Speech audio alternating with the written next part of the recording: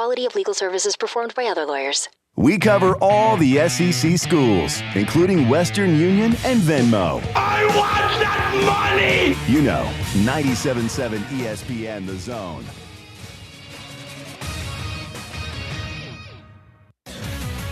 WCZN, Union Grove, Huntsville, Alabama.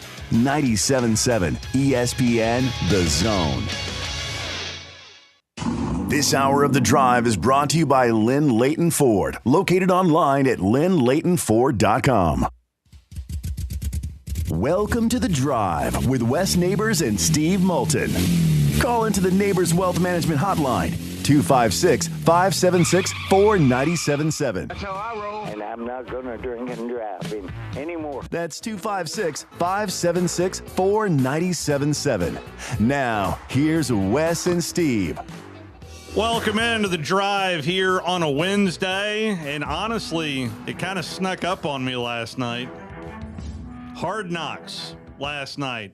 Season 21. That's crazy. Of Hard Knocks started off last night, and one of the featured athletes that they focused on was Derek Hall, Auburn's own, as they featured him in a big way with his new shiny ride, with the hydraulic system and hanging out with the fans. And there is no better way to talk NFL right out of the gate than with John McClain, who joins us on the Neighbors Wealth Management Hotline. How are you, sir?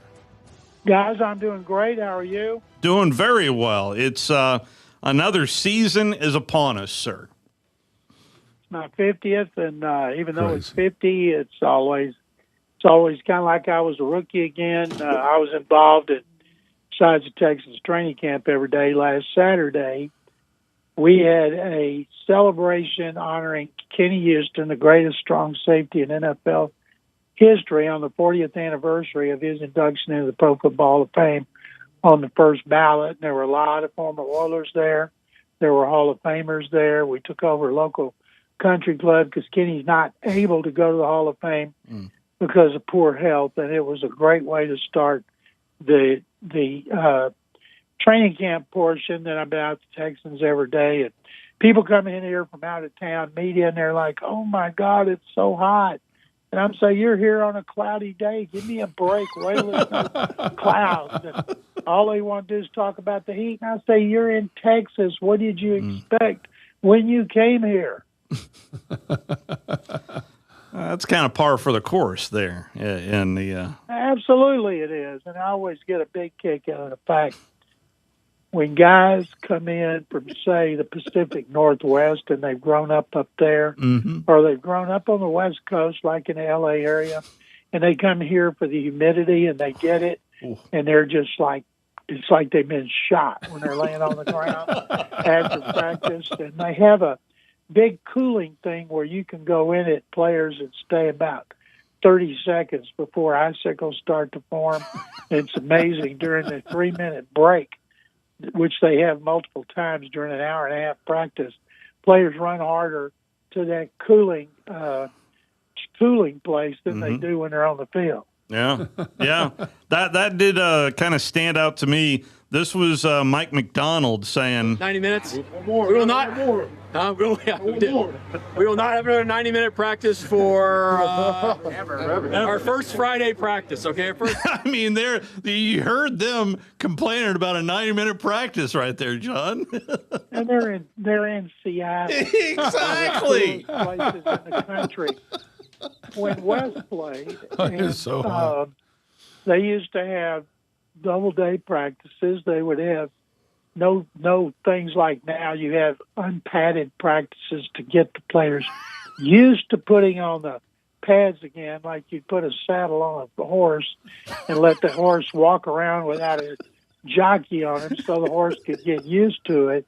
And then they go out and they don't hit and knock to the ground. They don't tackle to the ground. Now, I know I sound like a grumpy old dinosaur, but I'll say this, there's a study being done, I can't wait till it's done, that there are more injuries today per capita than they were 40 years ago when they had 2-a-days double days. They put on full pads first practice because that's how the coaches got players in shape. And I remember when I first started covering the Oilers, a player, and they always went on the road.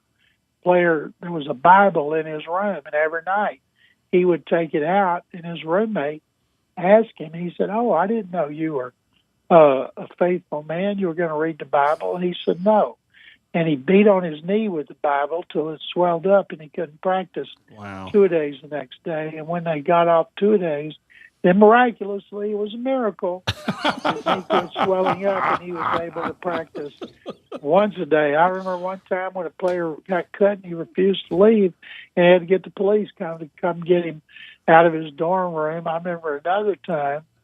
I could tell training camp stories forever. Please. When Bruce Matthews and Mike Munchak, two offensive linemen for the Oilers in the Pro Football Hall of Fame, they used to like to get barber clippers and abuse rookies. Oh, yeah. They shaved my head. Both them turds did. And I love them, though. You were a better-looking man. 100%. One guy, I'll never forget my wife California. ran right by me, bumped on me in the airport, and said, "Excuse me, sir." She didn't and recognize. your dog didn't even recognize. No, I remember this, but they had one guy from California. He had great hair. It was long. You could tell he took great care of it. He quit football, and went home before he would let Munchak and Matthews abuse his hair. Don't know. I can't remember his name. Don't know what happened to him, but he gave up football rather than cut his hair. He's probably an actor or something. But they don't do those things anymore. He's probably bald now. probably. Let's see how I could phrase this one. In a dorm room during training camp one time, the players liked the local women. That was the way it was everywhere. Mm-hmm. And this guy found in the back of a magazine, he could put this stuff in just the right spot that would make him smell better down there. And he got it out, ordered it out of the back of a magazine. And then he met a girl that he was supposed to pick him up at the dorm, like, say, 8 p.m.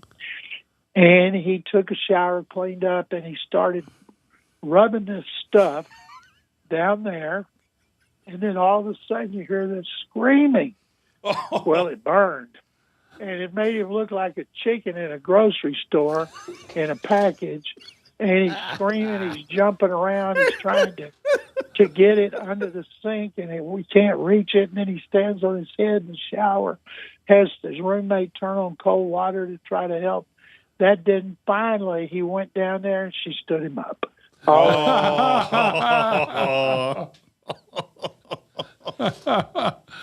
The guy used to do bed checks for the Oilers and Titans, Steve Watterson. He got so good at it, he would go in a room, and if the player was in bed or reading, and they had a receiver, the late Drew Hill. And Drew was single, and at the time, the maximum you could find a player for having a woman in the room was $1,500. And he went in and did a bed check on Drew Hill's room. And Drew was sitting in his bed reading the Bible. And Steve said, well, I knew right there that something was wrong, because Drew was never sitting in his bed reading the Bible. So Steve immediately says to him, Drew, do you have a woman in here? No, I'm trying to read the Bible before I turn out the light. So Steve is smelling like a bear in the woods. He's got his nose up in the air. He gets down on the floor and looks under the bed. There's nobody there. He looks under the other bed. There was no roommate, so he had a second. Nobody there. And then he was starting to leave, and he turned around, and he's sniffing, and he follows a scent of perfume hiding in the shower. Was a woman. And he got to where he could tell the perfume's a different one because players like women with certain kind of perfume. So I miss all those great stories of training camp, players sneaking out, players having women climb bed sheets to the second or third floor so they can get them in their room, or the players climbing out. I can't say who this is. There was an Oilers general manager, and he had a woman that he had a B&B where he would meet her every afternoon. And he wanted to impress her, so they didn't have in this little town Dom Perignon champagne or Beluga caviar. So he had somebody with the team go to get it in another city and bring it back so he could impress her. And but that night turned out the backup quarterback was having a fling with her at night. When he found out the GM was too, he ditched her so fast because he said, if he finds out, I'm going to get cut. And so those are some of the kind of stories. And I know Wes knows a million of them. Yeah, that's And yeah. I love those things. I got one more. I'm sorry. I know. No, you're good. You're good. The Oilers played in Tokyo and against the Cowboys in a preseason game at Tokyo Dome. So they get to this monster hotel. The new Otani is a Marriott property. It was so big, 28 restaurants. The Oilers and the Cowboys and their entourages and the cheerleaders all stayed in this hotel. So they were having a meeting, and Jim Stanley, former head coach at Oklahoma State, he was the offensive line coach, the defensive line coach, and he had his players in a meeting. And he told his players, he said, do you guys need anything since you're checked into his room? And one guy held up his hand. He said, what is it? He said, I don't understand anything on the TV channels. I was flipping through, and I couldn't understand a word. And he said, well, is that right? This guy was a rookie. And he said, is that right? He said, well, what are you trying to watch? He said, well, my favorite show is Green Acres.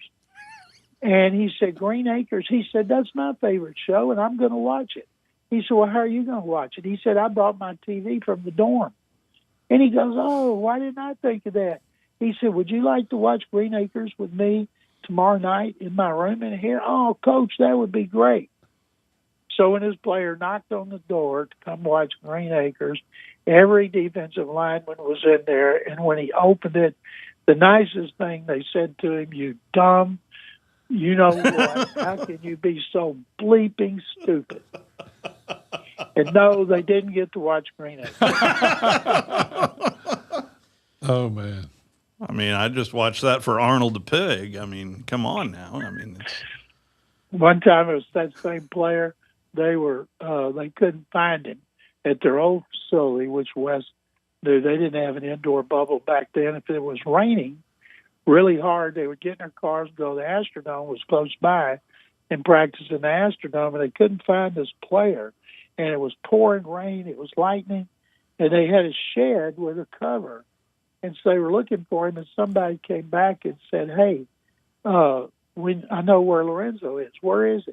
He's sitting on a tractor singing the Green Acres theme song. And for some reason, he was sitting on that tractor on the shed with the rain coming down, just singing his heart out. Green Acres is the place to be.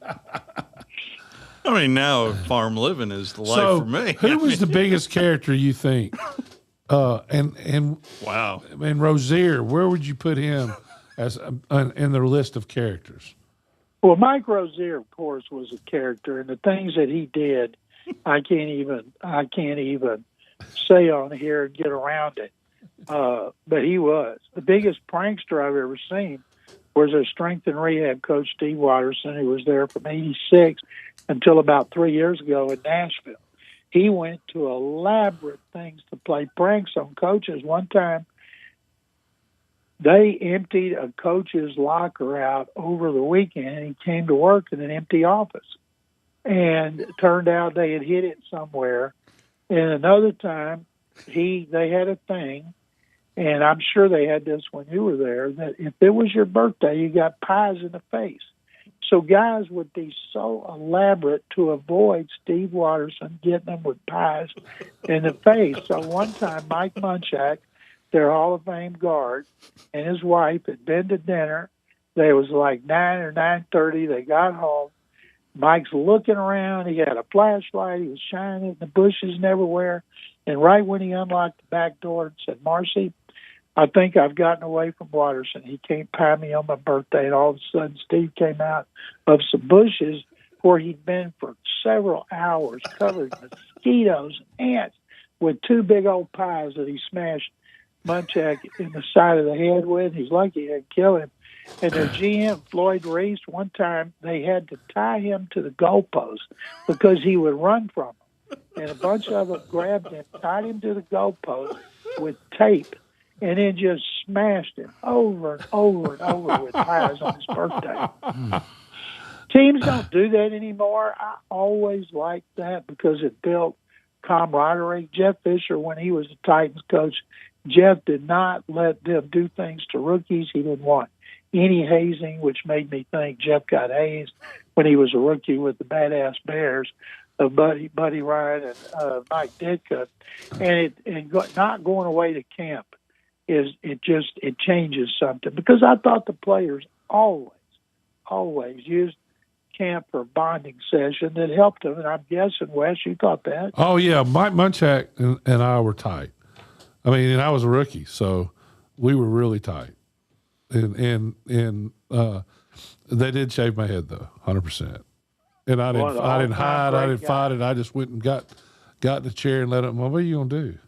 That's the way you did it. Yeah, I mean, you just and they made me sing.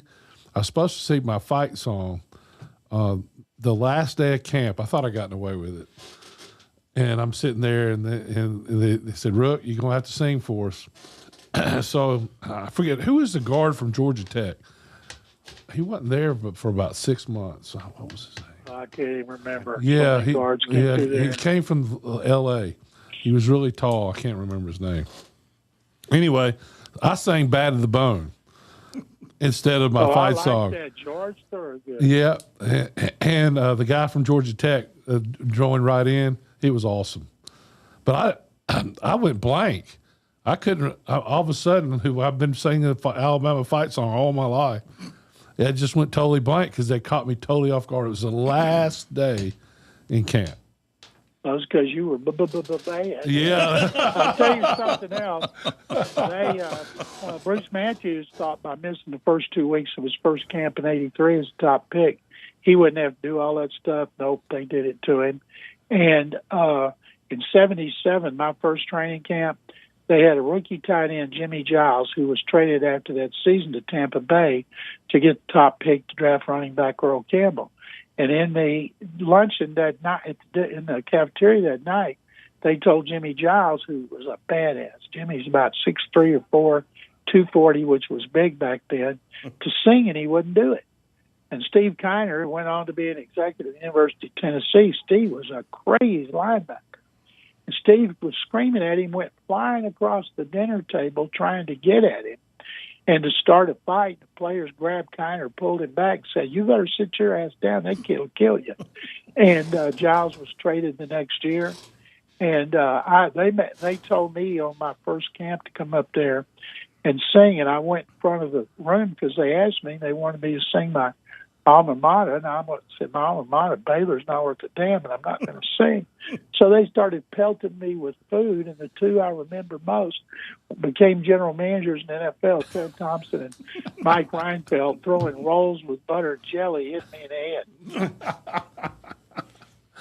head. This is all to prepare you for your movie roles as well, John. So yeah, unfortunately, that didn't happen. But I loved every minute of training camp.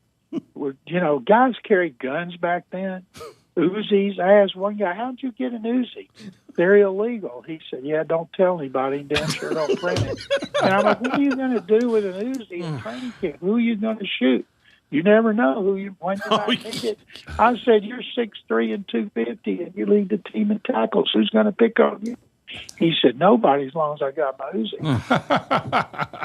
Wow. Yeah. Football players. I mean, it's yeah. So I tell some of these stories, and Wes, I know you do too, and they don't believe me. They don't believe that there were double days lasting 2.5 hours each. Oh God, yeah, that was every day for camp. 6 weeks. Yep, they don't believe it. They think you're making it up. And, of course, today players are in great shape because the facilities are fantastic. You can go and get 3 healthy meals. You can stay working out with the best equipment, with the best people, and they stay in great shape because they know they can make a lot of money if their careers are long what I really felt bad for was the fat man's table in the cafeteria at training camp, because those poor guys had to lose weight. And everybody would walk by them with the best steaks and everything and kind of circle them. And those guys were gnawing on broccoli and green beans and salad, and you did not want to be around them. When we were in San Angelo, Texas, Angelo State, I was in the food line the first time they had catfish. And Frank Bush, longtime NFL coach and scout, Frank was a rookie linebacker, and they called him Cornbread because he ate everything in the line but cornbread. And so their security guy and their head of security, Grady Sessoms and Joe Duggar, saw him had his catfish just piled up on his tray, and they said, "What are you going to do with all that? With that Rio Grande catfish?" He said, "What do you mean Rio Grande catfish? All that catfish here out in West Texas comes from the Rio Grande. You know, that's from between Texas and Mexico." And Frank didn't know it. He's from North Carolina. So he said, he said, "Well, when the Mexicans try to swim the Rio Grande to get to Texas, they drown and the catfish eat them. And so you're eating catfish." He turned that tray over and threw that catfish back in the vegetables and everything else. And later he walks by and sees Joe and Grady with catfish piled up. And he said, "I can't believe, do you develop a taste for that catfish?" And that's like, "You dumb SOB. There's no such thing as Rio Grande catfish." I wish I could tell y'all some Kenny Stabler stories from camp, but the truth is, I never saw him in a chow line. I never saw him at dinner. I think he's already out on the town. Yeah, more than likely. Well, we do really like the Whirlpool story back in the day. You've told that to us a couple of times. Yeah, that was a great one. None are as great as the Veterans Day, but when I covered Kenny for 2 years, it was so much fun because he was a really good guy. And I covered 2 quarterbacks. We're making our newest documentary. It's about Dan Pastorini, the Oilers quarterback who went on to the Raiders, Rams, and Eagles. And so much of his career, great stuff happened off the field, relationship with Farrah Fawcett. He was an actor, TV and movies, and flak jacket was invented because of him. And that was in 1979. He had a rib injury. He was in a hospital here. The lights are out. He's trying to go to sleep, but his ribs were killing him. And he sees a guy come in the door, and the lights are out, and he thinks he's dreaming. And he focuses, and the guy's got a baseball bat. And he goes, "Oh, geez, whose husband is that?" And another guy comes in right after him, raises his arms in the air like police are told him they're about to frisk him, and the guy with the bat turns around and starts beating on that guy's ribs.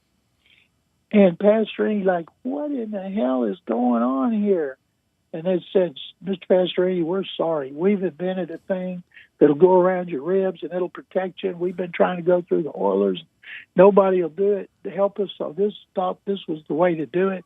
And that guy's name was Byron Donsis, and that's how flak jackets were invented. Now every quarterback wears them and takes them for granted.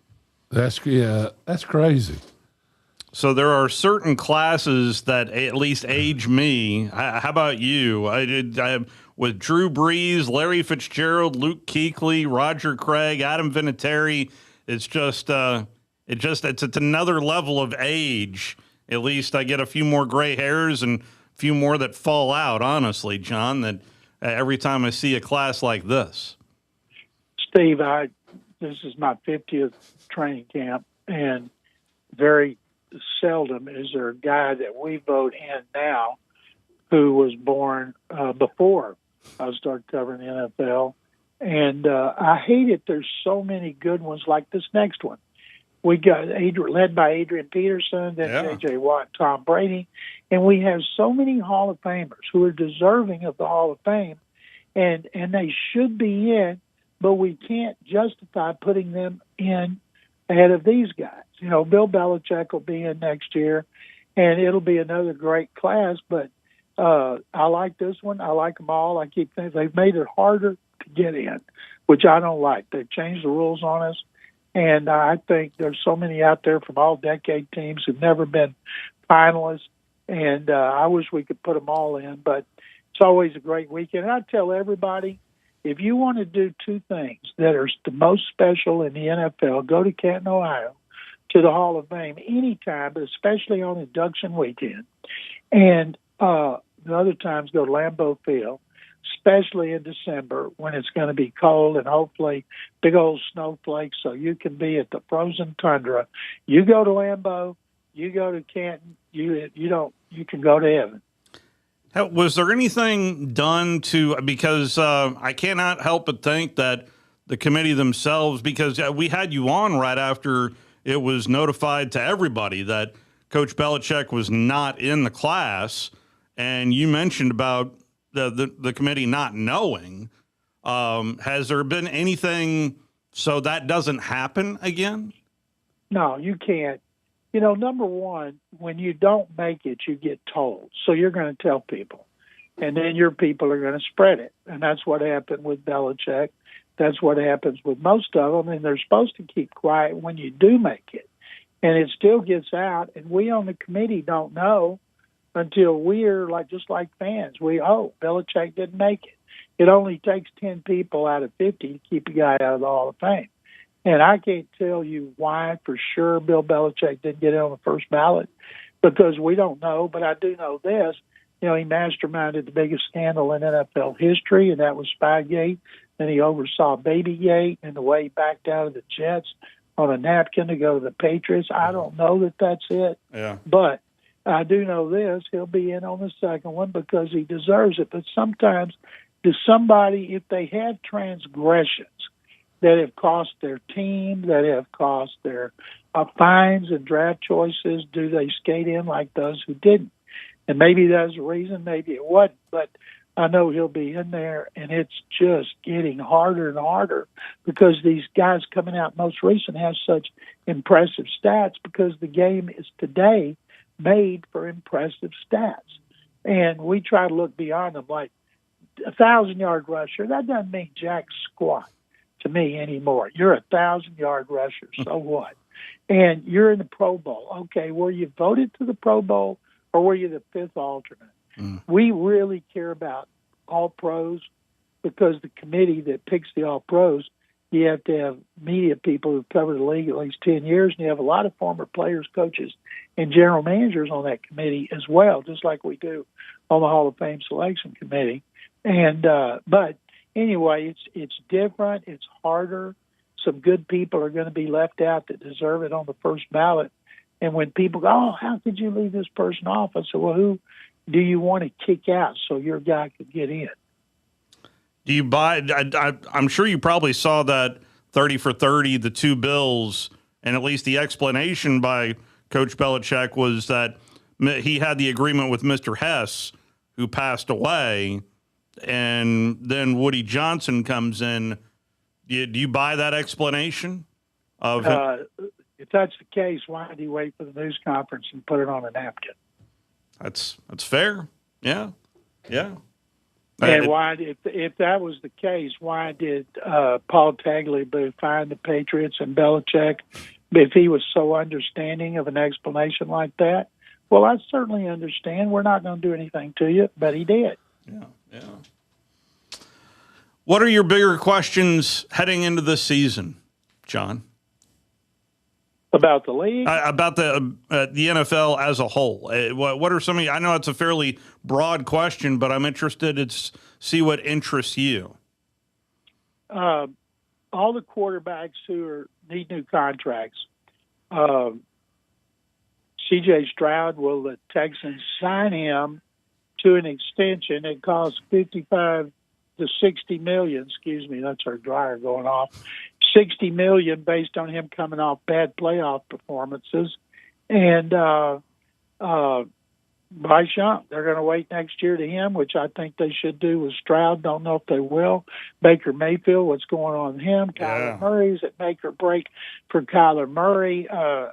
ESPN's praying that the Steelers don't get in the Super Bowl so Aaron Rodgers can trash them all week on Super Bowl like he already has. And How does Rodgers play? Does Patrick Mahomes bounce back? Does Lamar Jackson bounce back? There's so many great stories out there. And the one I would like to see is I would like to see the Bills, because of their fans, because of Josh Allen. I would like to see the Bills win a Super Bowl. They start here.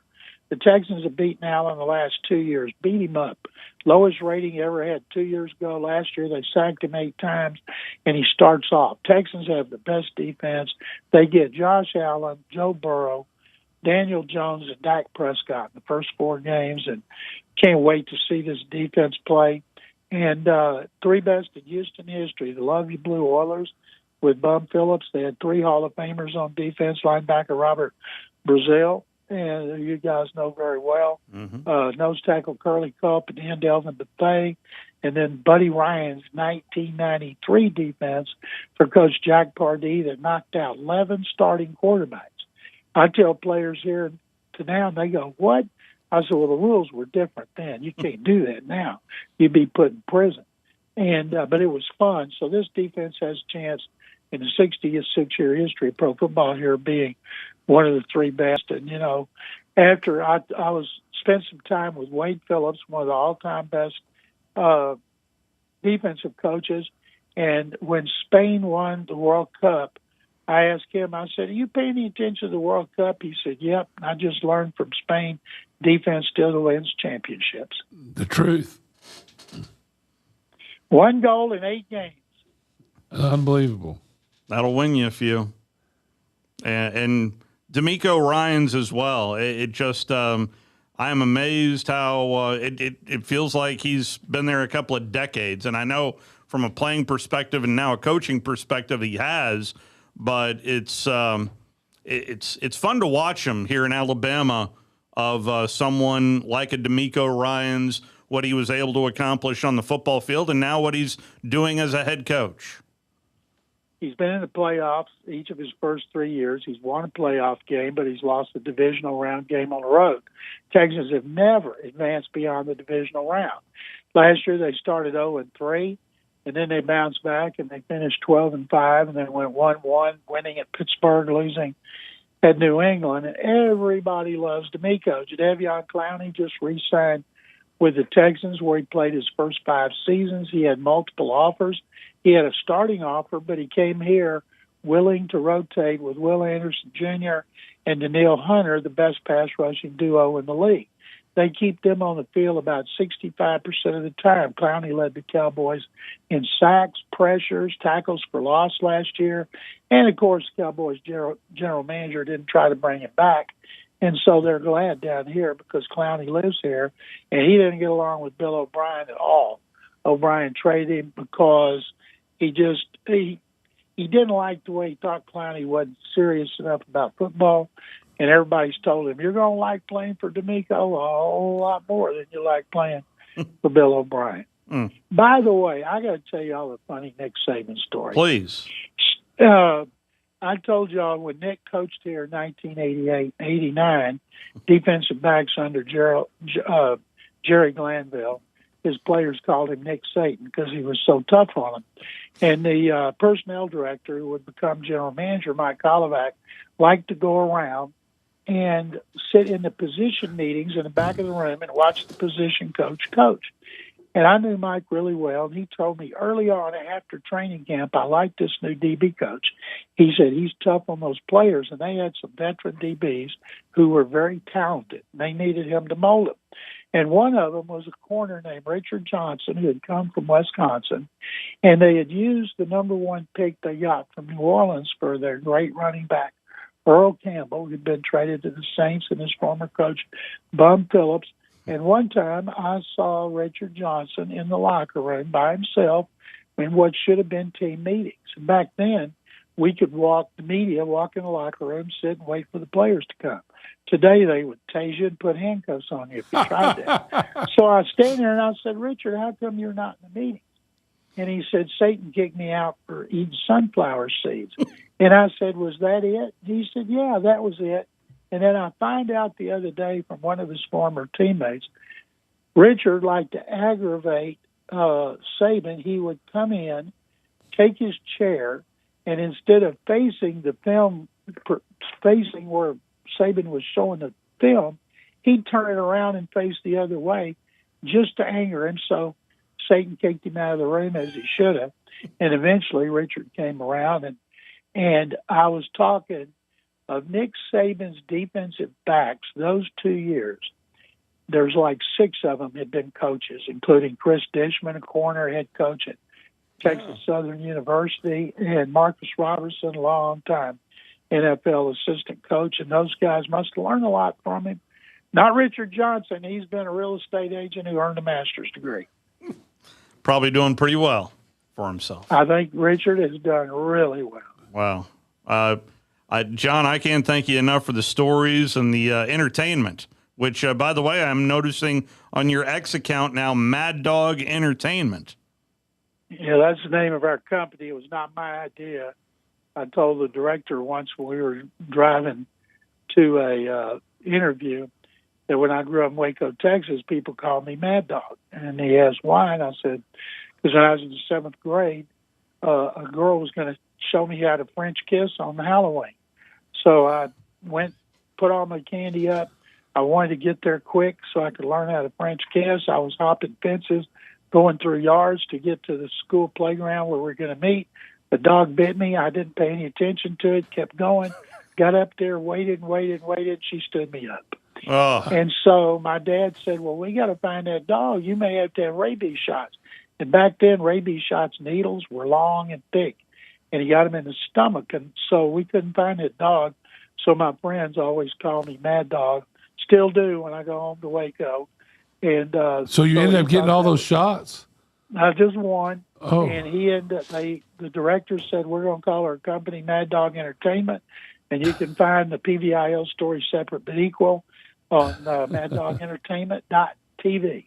Well, I guess it could have been worse. You could have had an upside-down shower name from earlier. Could have had that, too, but I sure wish she'd have been there because I don't think I learned how to kiss for another 2 years. John, always appreciate the time, sir. Thank you so much. West, thank you guys for having me as always. I always like coming on with you.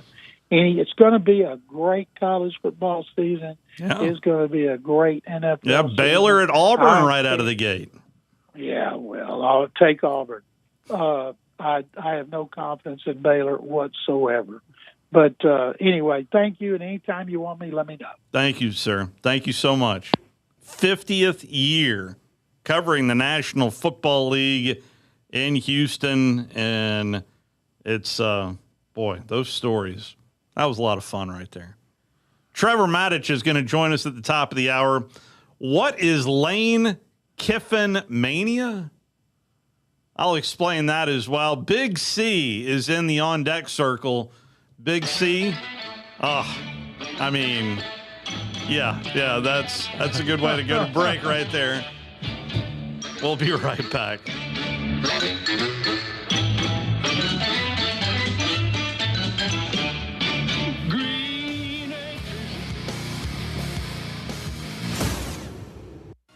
You're listening to The Drive with Wes Neighbors and Steve Moulton on 97.7 ESPN The Zone. Tom Abraham here for my good friend Bobby White at Lynn Leighton Ford, where you never find some mysterious dock fee that can be like $600, $700, or $800. A dock fee is an add-on that some dealers will charge just to do the paperwork on your deal.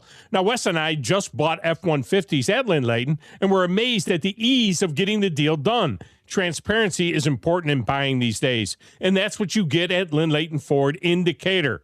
Lynn Leighton offers an extensive new and pre-owned inventory, as well as lease specials, finance options, and expert auto service. They are dedicated to providing exceptional customer service and are an integral part of our community. Believe me, it is worth the short ride over to Decatur to see what Lynn Leighton Ford has to offer, just a mile west of the Beltline on 6th. At Lynn Leighton, there are no mystery fees, just great prices. It's the Lynn Leighton way. We made the move, and so should you, to Lynn Leighton Ford. Since 1983, Berkshire Hathaway Rise Real Estate's Ann Adams has been your local go-to real estate expert in the area. As a buyer, you can trust Ann's in-depth knowledge of the local housing market to narrow available properties down to those you'll be interested in, saving you time when shopping for a new home. When you're ready to sell, Ann's expert negotiation skills will ensure you get a fair price and hassle-free experience. Call Ann Adams today at 256-337-2625 or email annadamsrise@gmail.com. When you call most roofing companies, all you'll hear is, you need a new roof. Not when you call Fleming. At Fleming Roofing and Restoration, we're focused on your needs, whether it's an easy repair or a full roof replacement. Folks around here have trusted Fleming since 1965 for all their residential and commercial roofing needs. And as the area's storm damage experts, Fleming knows all the ins and outs of the insurance claims process. Log on FlemingHSV.com to schedule your free estimate today. Fleming Roofing and Restoration. We show up. TLG's Next Level software team tackles your automation bottlenecks, saving our customers precious time and money. This resource is unique to Huntsville and Birmingham, and I urge you to ask about it. From the largest to the smallest companies, TLG is here for you. TLG is doing the right thing for all aspects of your company. Just ask anyone.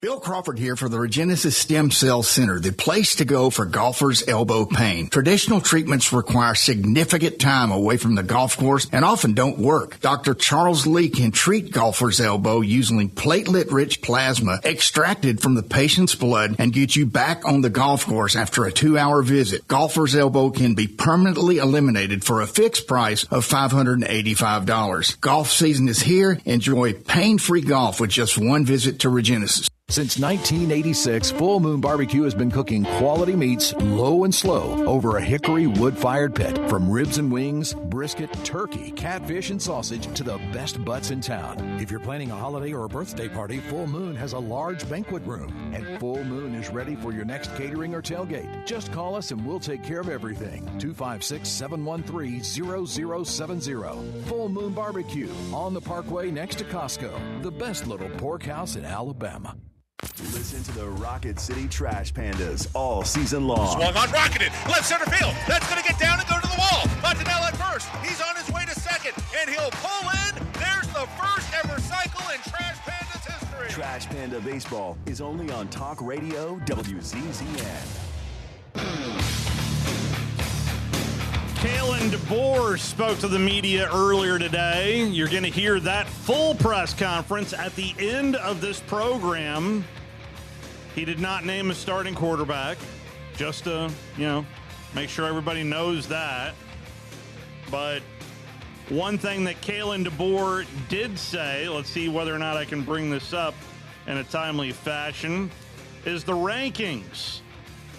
And whether or not the team knows where they're ranked at moving forward, and sure enough, the team is aware. This team isn't picked to finish as high as maybe what this program is used to. I think the guys pay attention to that, and then over the past day or so, have you felt a sense of motivation to move people along? Yeah, we are definitely aware.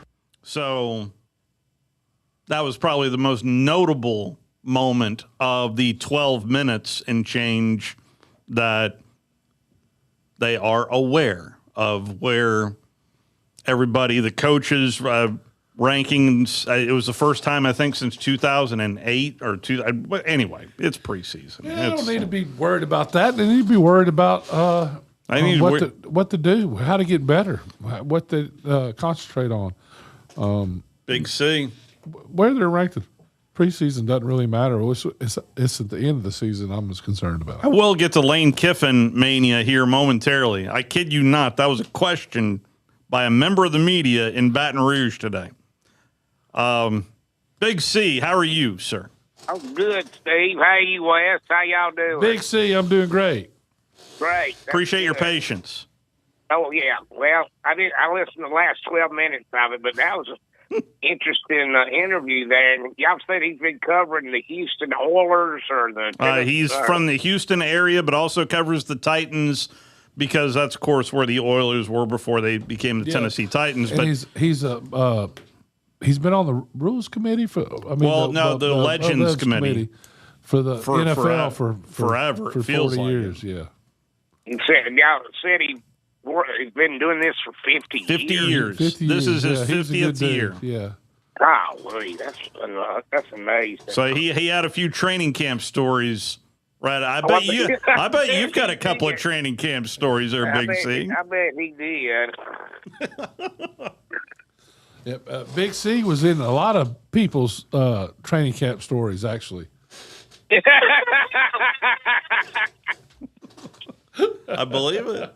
Yeah. So, Jim Kick and Larry Zonka wrote I think it's one other guy, wrote a book about the Dolphins and how they went from basically worst Mercury to first. Morris, maybe? Or? I don't think he wrote it, but he of course, and they had all these training camp stories about my dad that were pretty good. They're in the book, yeah. Well, I'd like to read about Big Billy on that. I'm trying to remember. I got the book. I'm trying to remember what it Big was. C, I bet you could write a book. Yeah, 100%. We need Cedric to write a book. Why haven't you written a book by now, Big C? Seriously. Oh, they talk about the trivia book. I'm out of them, but hey, if you want. No, you. No. Write a book about your experiences. You. What now? I want you to write a book. We might. You never know. You know what? That's not a bad idea. We might. I thought so too. Up my sleeve. Maybe you know what? I'm glad I called you on today. I think you might be inspiring me what to do something. You need to. Probably. You got a unique perspective on all sorts of stuff, especially the Alabama Crimson Tide. And we've got the perfect picture for the front of the book. It's you in the Terry Bowden shirt. With Hoss. Yeah, with Hoss.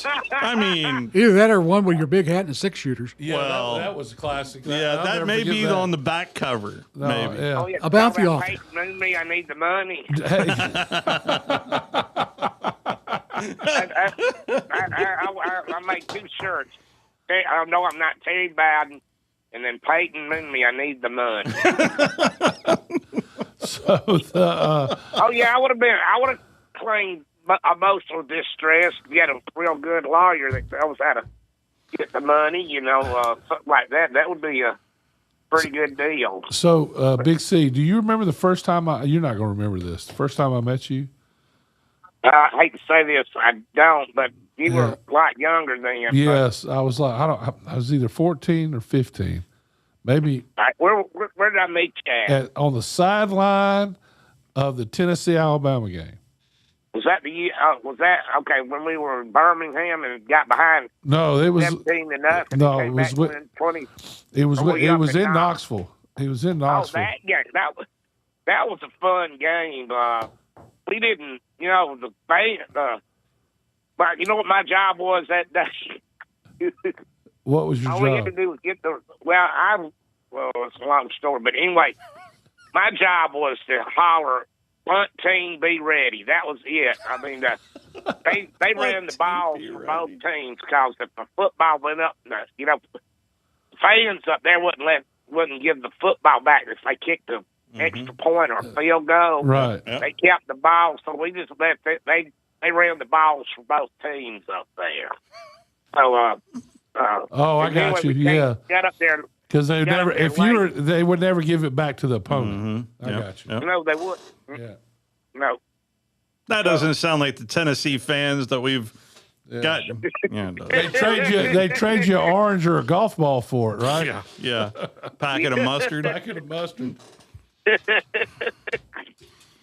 So that was a fun trip. We went up there. I'm glad I fell asleep on the way between Chattanooga and Knoxville. We were running late. And you remember Wayne Reed, don't you? Oh, of course, yeah. I think we made it from Knoxville to Chattanooga from Knoxville in an hour. I heard the car was really flying on the way. We were almost airborne, I think, on the interstate, but we got there. So if our listeners don't understand, Big C was a manager, and the managers take the truck and go up early and get everything set up for everybody. Yeah. And then with me being a freshman manager, I had to stay until Friday, and then that Friday, because the team did did the walk through on that Friday, and they flew up there, and then we followed. We got there a lot later, but we got there. I bet there's some stories of y'all almost not making it several times. Yeah, that and yeah, I can tell you some more, but I'll reserve them. They don't need to be broadcasted. But you can write them in a book, right? I think so. Some we could not write in a book. But we won't go in. We won't. That's as far as we. What is it? What goes on in Vegas stays in Vegas. Some stuff that went on at the dressing room stays there. Tuscaloosa. See, I wish we had more time to visit. Tell folks how to stay tuned. We're gonna have Joe LeBou on tomorrow at 8:30. Number 30. He played with Duffy, didn't he? 1972. Yeah, he played with Duffy. Was there? Yeah, Yeah. sure did. Can you book Duffy Bowles for us here on the program? Yeah, he came on your show. He's never been on my show. Can you book Duffy Bowles for us on our show? See if we can talk Duffy into going over there.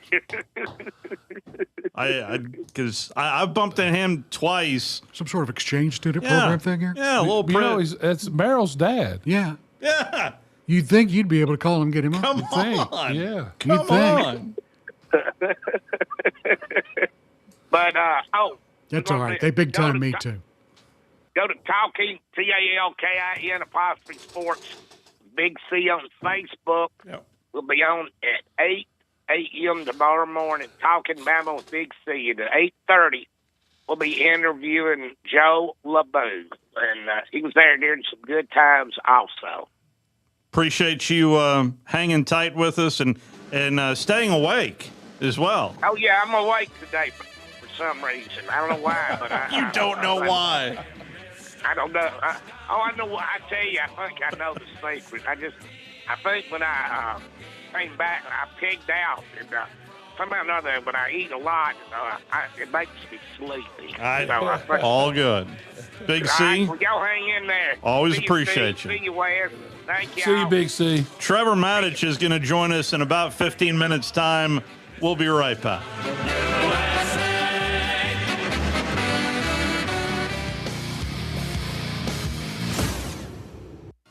You're listening to The Drive with Wes Neighbors and Steve Moulton on 97.7 ESPN The Zone. This hour of The Drive is brought to you by Lynn Leighton Ford, located online at lynnleightonford.com.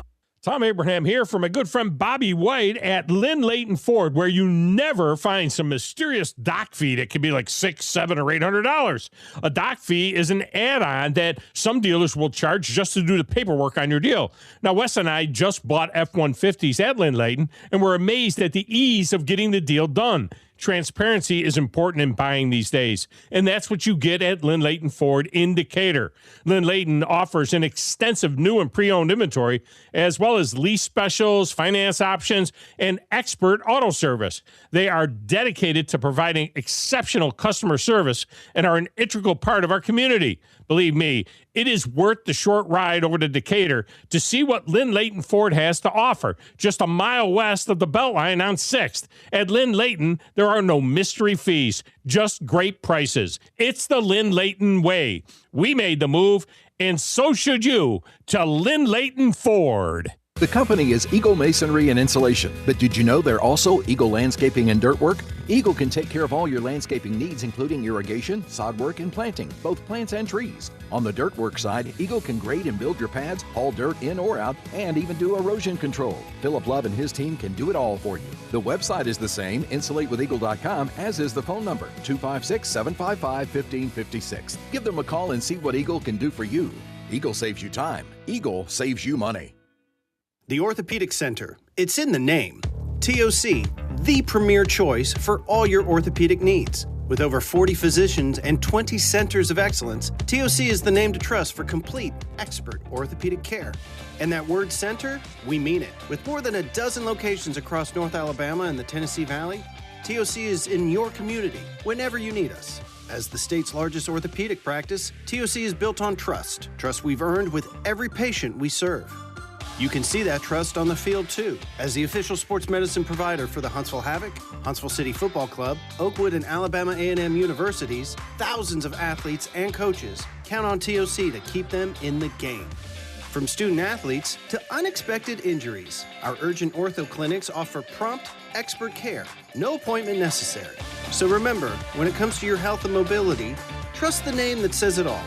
TOC, helping you live a better life. Baumhauer's Restaurant, legendary food and legendary fun.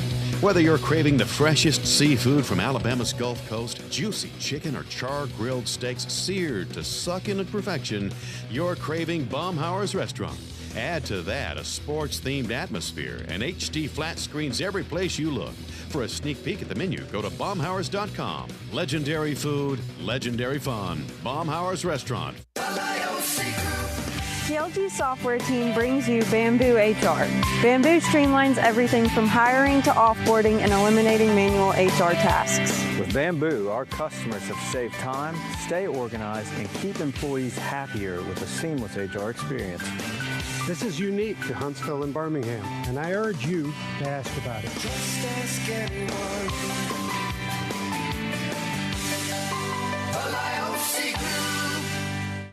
Your Fox 54 weather.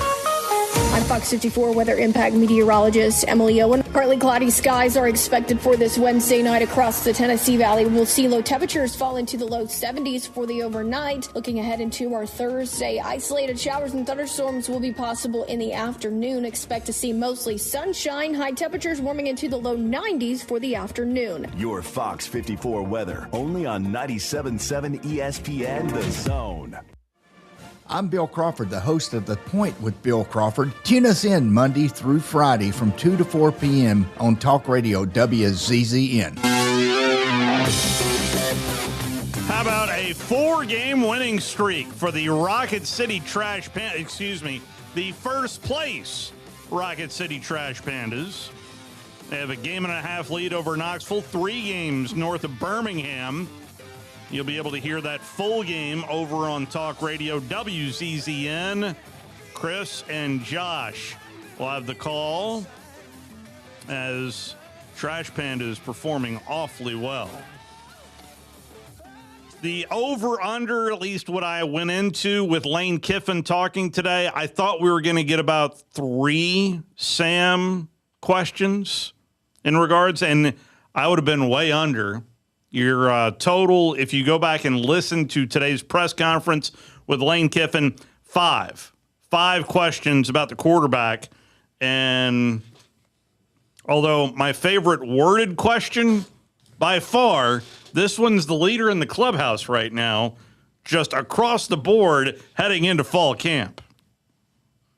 Now that you've had a few months to kind of digest the unbridled enthusiasm surrounding your arrival here, I don't know if Lane Mania would be the right term, but can you use that? How do you feel about that? And is there maybe a flip side to it in terms of potential divergence from the realities that you're dealing with at a program in transition? There you go. There's the question. That one has set the bar so high. I don't know that I feel a lot of that. I think, and I'm not just saying that not to not answer. I don't. I'm in here so much, and I'm just in the building, and I don't really get out a whole lot, so I probably don't feel that as much, because when I do, then I do feel it. I hear about it, I hear about it, obviously, in, like, the season ticket sales. He hears about excitement for the opener and all that stuff, and someone talked about ticket prices being really high and those things, so I think that's great. I think it's all part of it. I think when, not to talk about them doing their jobs, when you hire a coach, that's part of what you hire. Kiffin derangement syndrome. Sounds pretty good. KDS, no doubt. Lane Mania. That was a real question asked in the press conference today. Lane Mania. Trevor Maddich set to join us. Get his thoughts on Lane Mania in 2 minutes.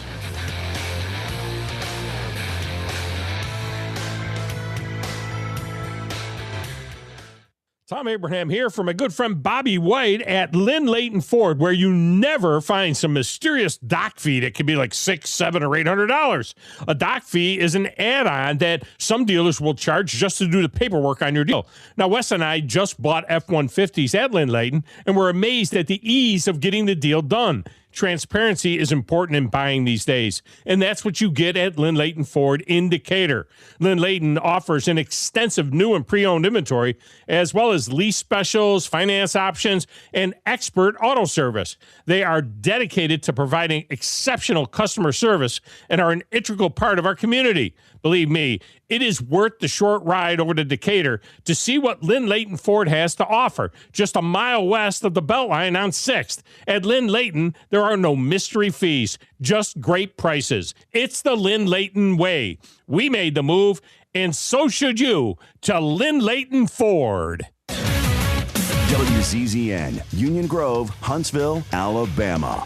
97.7 ESPN, The Zone. This is SportsCenter.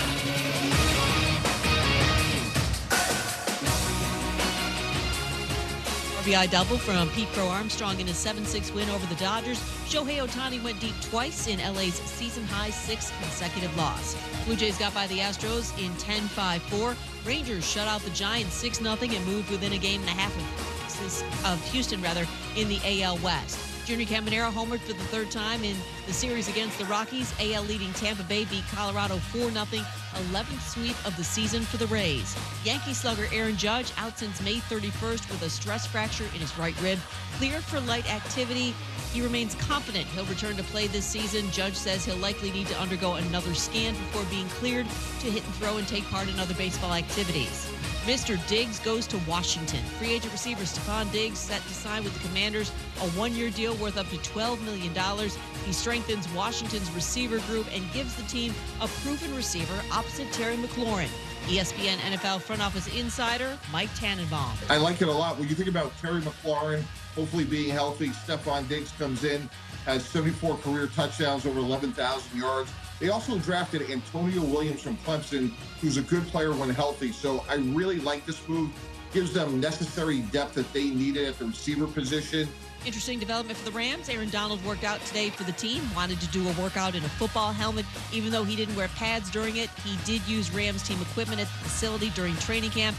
That required the Rams to report his activity to the NFL.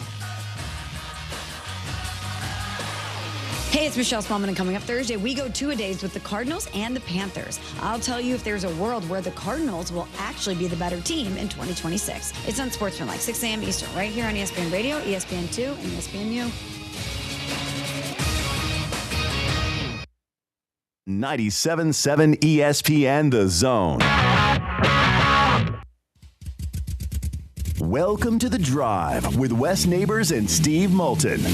Call into the Neighbors Wealth Management Hotline, 256-576-4977. That's how I roll. And I'm not going to drink and drive anymore. That's 256-576-4977. Now, here's Wes and Steve. Auburn's official start day was yesterday. Alabama's today, but they're actually going to put on pads coming up this weekend.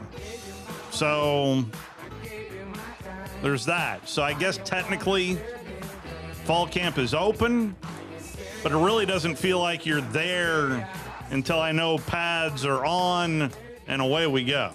They're there. I'm telling you that. It's hot. They're there. And they're practicing already. So. And another sign that the football season is upon us as well is Trevor Maddich, who is joining us out of his hibernation from over the summer and getting ready for another college football campaign. How are you, Trev? Where do they put you in the summer, Trev? They have me in a box under a bridge, and then when we get closer to the football season, they let me out, which is kind of nice. That box gets a little musty. I thought they would put you in a different place now that you're a BYU Hall of Famer now. I mean, come on now. That's awesome, Trevor. No, how about that? Yeah. You know what? That was when they called me and told me that, I was both really, appreciative of it and super humble by it because I know all the people that are in that BYU Athletic Hall of Fame, and it is an extraordinary group to join. So I'm grateful for it. So I got some questions just real quick, Trevor, and then I'm going to let Steve get into the meat of the thing. How does ESPN decide what you're going to do? Do you have any say in what y'all talk about? I mean, how does that work? I've always wondered that. What we talk about? Well, I will say this, that from a standpoint of what topics we do, I will send ESPN before a show the things that I'm hottest on, the things that I think are the biggest stories that I'm most excited about. They will take that and kind of pair it with the biggest games of the week, and we'll come together on the topics that we'll do. From a standpoint of telling me what I should think or what I should say, this is my 24th year at ESPN coming up, and never a single time have they told me or even suggested to me what my opinion should be about a team or a coach or a player or a conference. Not once. But I can see that, and just I wasn't suggesting that at all. I was just wondering how y'all come up with your topics, how much input you have, and it sounds like you have a lot.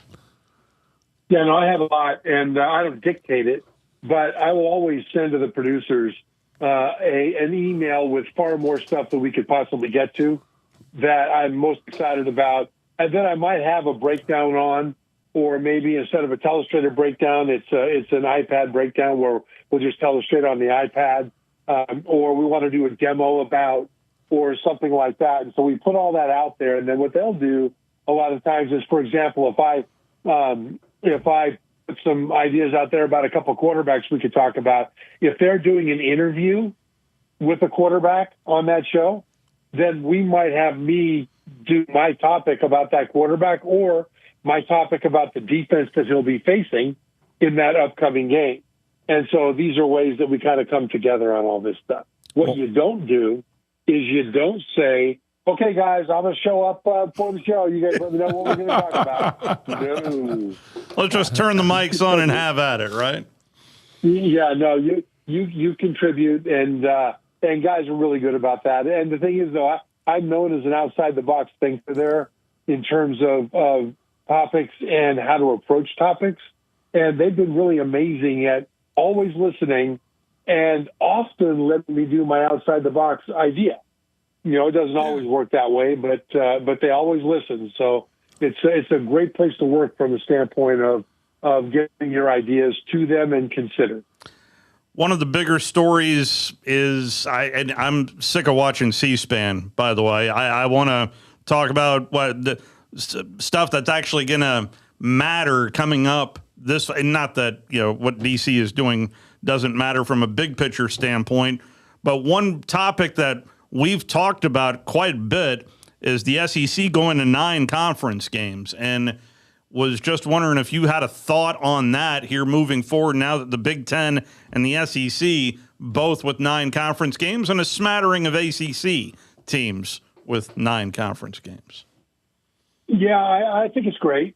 I think it's great. The thing that would make me sad is if it took away some of the great non-conference matchups, because now all of a sudden you've got a 9th conference game, and especially in a conference like the SEC or the Big Ten that goes so deep, you put yourself in a position to miss the playoff if you schedule a difficult non-conference game while playing 9 conference games. I mean, Texas, they played Ohio State. They lost early in the season, and they were 1 win away from making the playoff last year. And who knows how far they could have gone, because the quarterback, Arch Manning, at Texas came on in the second half of the season, and he may have been the best quarterback in the nation in the second half of the season. Now, it's not really the Ohio State loss that cost Texas the playoff last year. It was the Florida loss. Yeah, it really was. And, yeah, it really was. But had they scheduled an easy win instead of Ohio State, the Florida loss probably would not have kept them out. And so when you look at that 9th conference game, which the Big Ten has been doing for a while, the SEC now is joining. It may make a difference in in how they schedule non-conference. And that's one of the reasons I think the Big Ten has some good ideas from a standpoint of, having a set number of conference teams. Like if you go to 16 or 24 in the playoff, then let's say the top, 4 or 6 Big Ten teams in conference play are guaranteed to make it. Well, that would make it more likely that you would schedule more exciting non-conference schedules, because that would bear on whether or not you made the top 4 or 5 or 6 in the Big Ten itself. And so, there's all kinds of ways to deal with this, but I would hate to see those great non-conference games go away. I mean, this year Ohio State is at Texas now. Yeah. You want that? Oklahoma, Michigan. So. Yeah. Mm-hmm. Yeah. And right now, USC, Notre Dame went away for a while. Now they're going to pick it back up again, I think, in 2030. That's right. But it makes sense for USC to not play Notre Dame all the time, because now they've got 9 Big Ten games that they've got to deal with, and they need to make the playoffs. So these are all considerations. Wes's biggest fear, if I can speak for him, is that this extra conference game is going to dwindle the number of teams that'll actually make that playoff tree, simply because we have yet to see it. Well, I know Clemson made it on a 9-3, but that was due to the ACC championship. But we really have not seen an at-large team make it with 3 losses.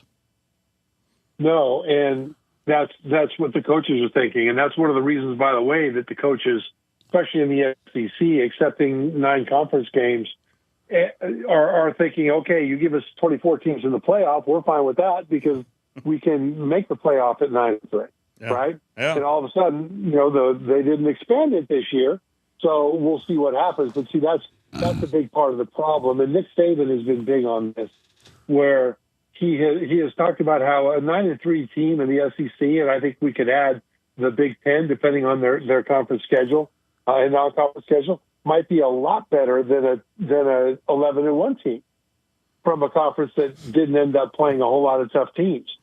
But once again, I mean, you look at Notre Dame. I don't know anybody that doesn't think that Notre Dame could have won the national championship last year, at least could have been very competitive deep into the playoffs. The problem is that their first 2 games were against Miami and Texas A&M, and so you've got playoff caliber teams.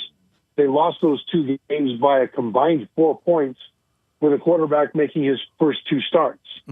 And then they laid waste to everybody else on their schedule the rest of the year. But at 10-2, they didn't make the 12-team playoff. And they were so mad they didn't go to a bowl game. They just said, fine, forget it, we're done, right?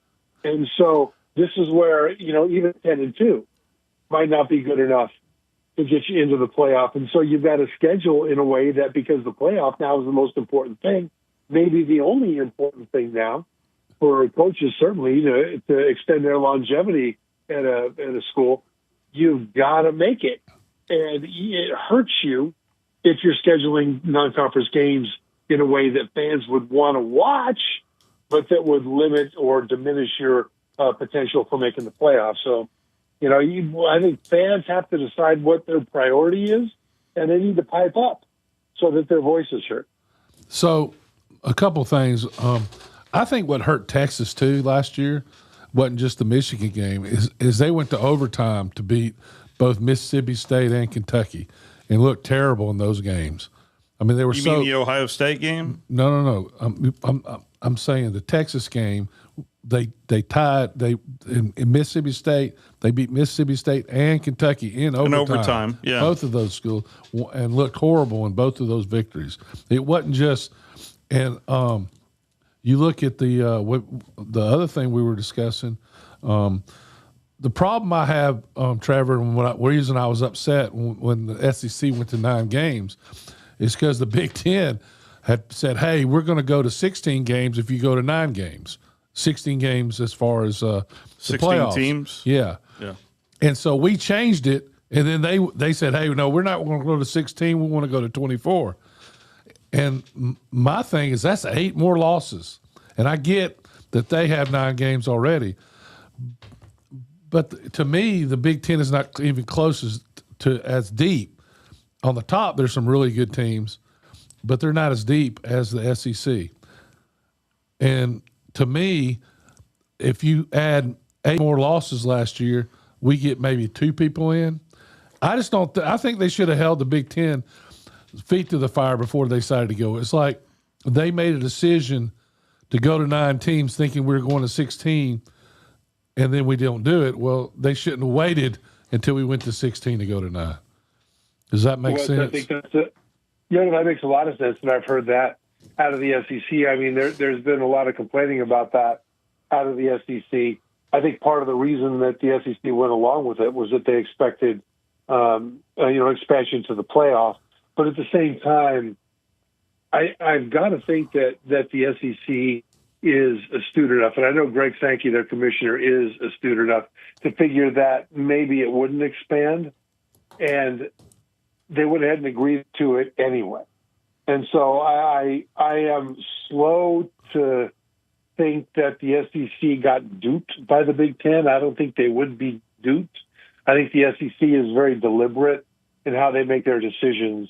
But I think that's one of the reasons that some of the coaches are upset, because of the quality of the opponents and how deep it goes. Now, the Big Ten would suggest that the Big Ten is actually deeper than the SEC and better at the top, right? But at the same time, the SEC did go to 9 games, and they didn't get an expanded playoff for it. And so I could see where the gripes would be. Let's move to Tuscaloosa, shall we? What's your thought heading into year 3 of Kalen DeBoer down in Tuscaloosa, Trevor? Well, my thought is that the problem for every coach in America is Indiana's Curt Signet. He showed up in Indiana his first year. They were fantastic. His second year, last year, they went undefeated, ran the table, and won the national championship. Yeah. And so the concept of taking a few years to build a roster and build a program is out the window. It's all microwave now, and it's not theory that it could be done. It was absolutely done by Signetti. And so that's part of the problem for DeBoer. And really, this year, his 3rd year, there's a couple things that have to happen in order for him to get to where he wants to go. I think he's an outstanding coach. I think he improved more than people think the program over the last couple of years. I mean, the first year he was there, they missed the 12-team playoff. Last year they made it and won a road playoff game. I think that's an improvement, and I think that's a good thing. The problem is that now he still has problems at the line of scrimmage. The defensive line has got a lot of transfers to come in that are going to have to perform well. The offensive line has struggled to open holes in the running game, and now it's almost completely new in terms of transfers and freshmen and people coming in. I think they've only got one full-time starter back on the offensive line, and they'll be starting a quarterback that hasn't started a game ever at the college level. And so, for the 3rd year of DeBoer's tenure, they've got a lot of things to have to overcome. Now, I think it's good that Ryan Grubb is back as the offensive coordinator, although really he's not known for developing grinding running attacks. He uses the run kind of to set up the pass, and he's known for exceptional passing attacks. But Alabama, in the SEC, Alabama's not going to go become a passing team that doesn't run the ball very, very well and get to where they want to go in the SEC. They're going to have to be physical up front. They're going to have to pound the run. And so these are things that Kalen DeBoer has not shown his program has been able to do in the first 2 years up to the standard that Alabama fans expect. And so, ultimately what will happen this year, I think the defense will end up being fine. But this year, Kalen DeBoer is fully dependent on that offensive line coming together and on either Austin Mack, the experienced veteran, or Keelan Russell, the dual threat dynamic youngster at quarterback, to carry this team. Because remember last year, the quarterback carried the team, turned himself into a first-round draft choice, which surprised a lot of people, and didn't have a whole lot of help on offense. So this is where Alabama is right now, and those 2 positions are going to determine whether Kalen DeBoer can break out or whether the heat will continue to rise. Well, I think that I've been to practice, and it's hard to imagine them not being very, very good this year. And the reason why is first of all, the defensive line is going to be better than they were last year. It's not even close when you go to practice. And the secondary, maybe the best secondary, one of the best secondaries in the country, in my opinion. And then you look at the running back room is going to be so much better than it has been. Although, Trevor, you're depending on some freshmen to play, but they have the fastest freshman. Have the fastest running back that's been there since Kenyon Drake, who weighs 220 and is the real deal. This is Crowell. And I think that they have a chance to be better than what a lot of people are putting out. Now, they get some injuries on the offensive line at all, they're in big trouble. There's no doubt. When I say big trouble's not making the playoffs. Mm-hmm. I think they have a playoff team. But I think they're going to be better at wide receiver with the freshmen and transfers they have. And they did what I was impressed with when I went to practice are the people, some of the kids nobody's talking about that they got from junior college that can really play. I was shocked when I went to practice. Shocked. Yeah, I agree with you that running back room has a lot of potential. They've got a lot of variety there. You mentioned speed. They've got some size. They've got guys that can catch the ball. I think there'll be a lot of options to create mismatches with the running back room. But I'm going to ask a little bit, though, about the wide receivers, though. Wes, since you've been there, I'm concerned about this wide receiver core being able to step up and perform at a playoff level because I think they really need to step up a lot in order to get to that point. I know they've got some young talent, but what did you see when you watched those wide receivers? Well, first of all, Williams was unbelievable. Ryan Coleman Williams. Yeah, in practice. He looked like the old guy that started out, not the guy that was dropping passes.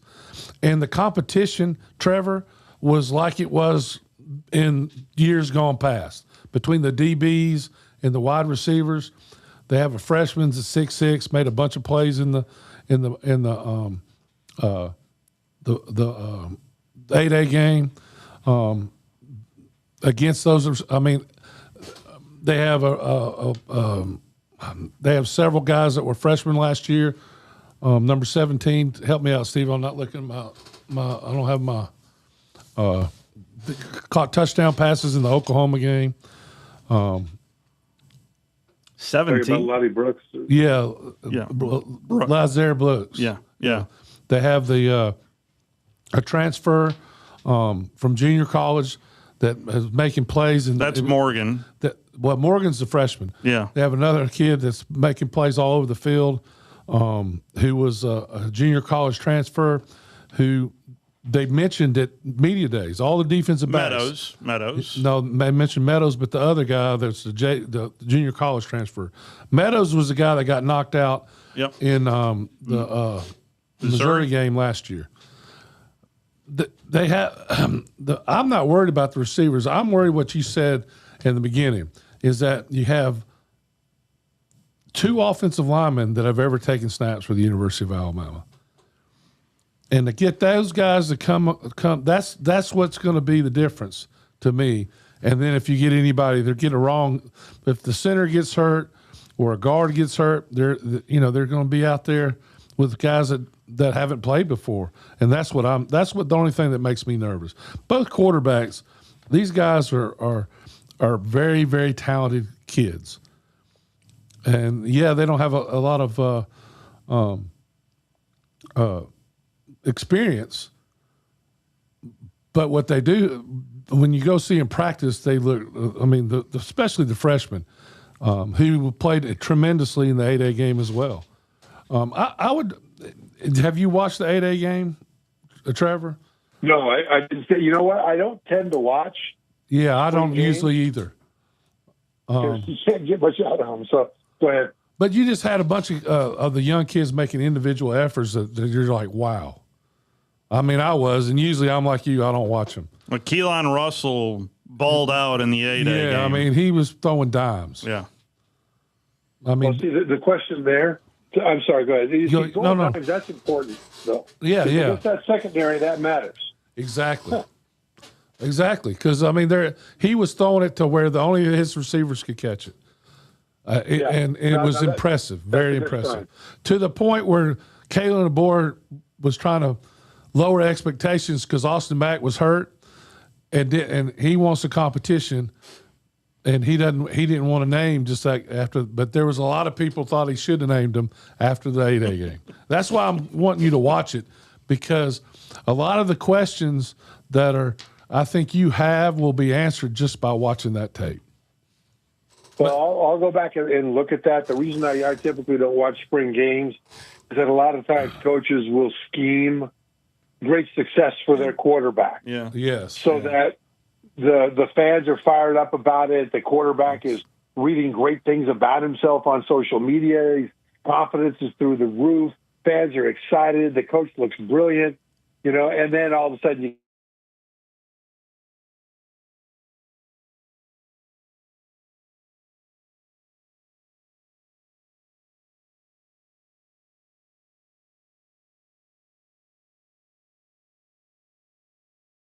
And you're not going to let you, I don't think, look at the practice tape. The practice I went to, they were the quarterbacks were the same, and it was really hard competition.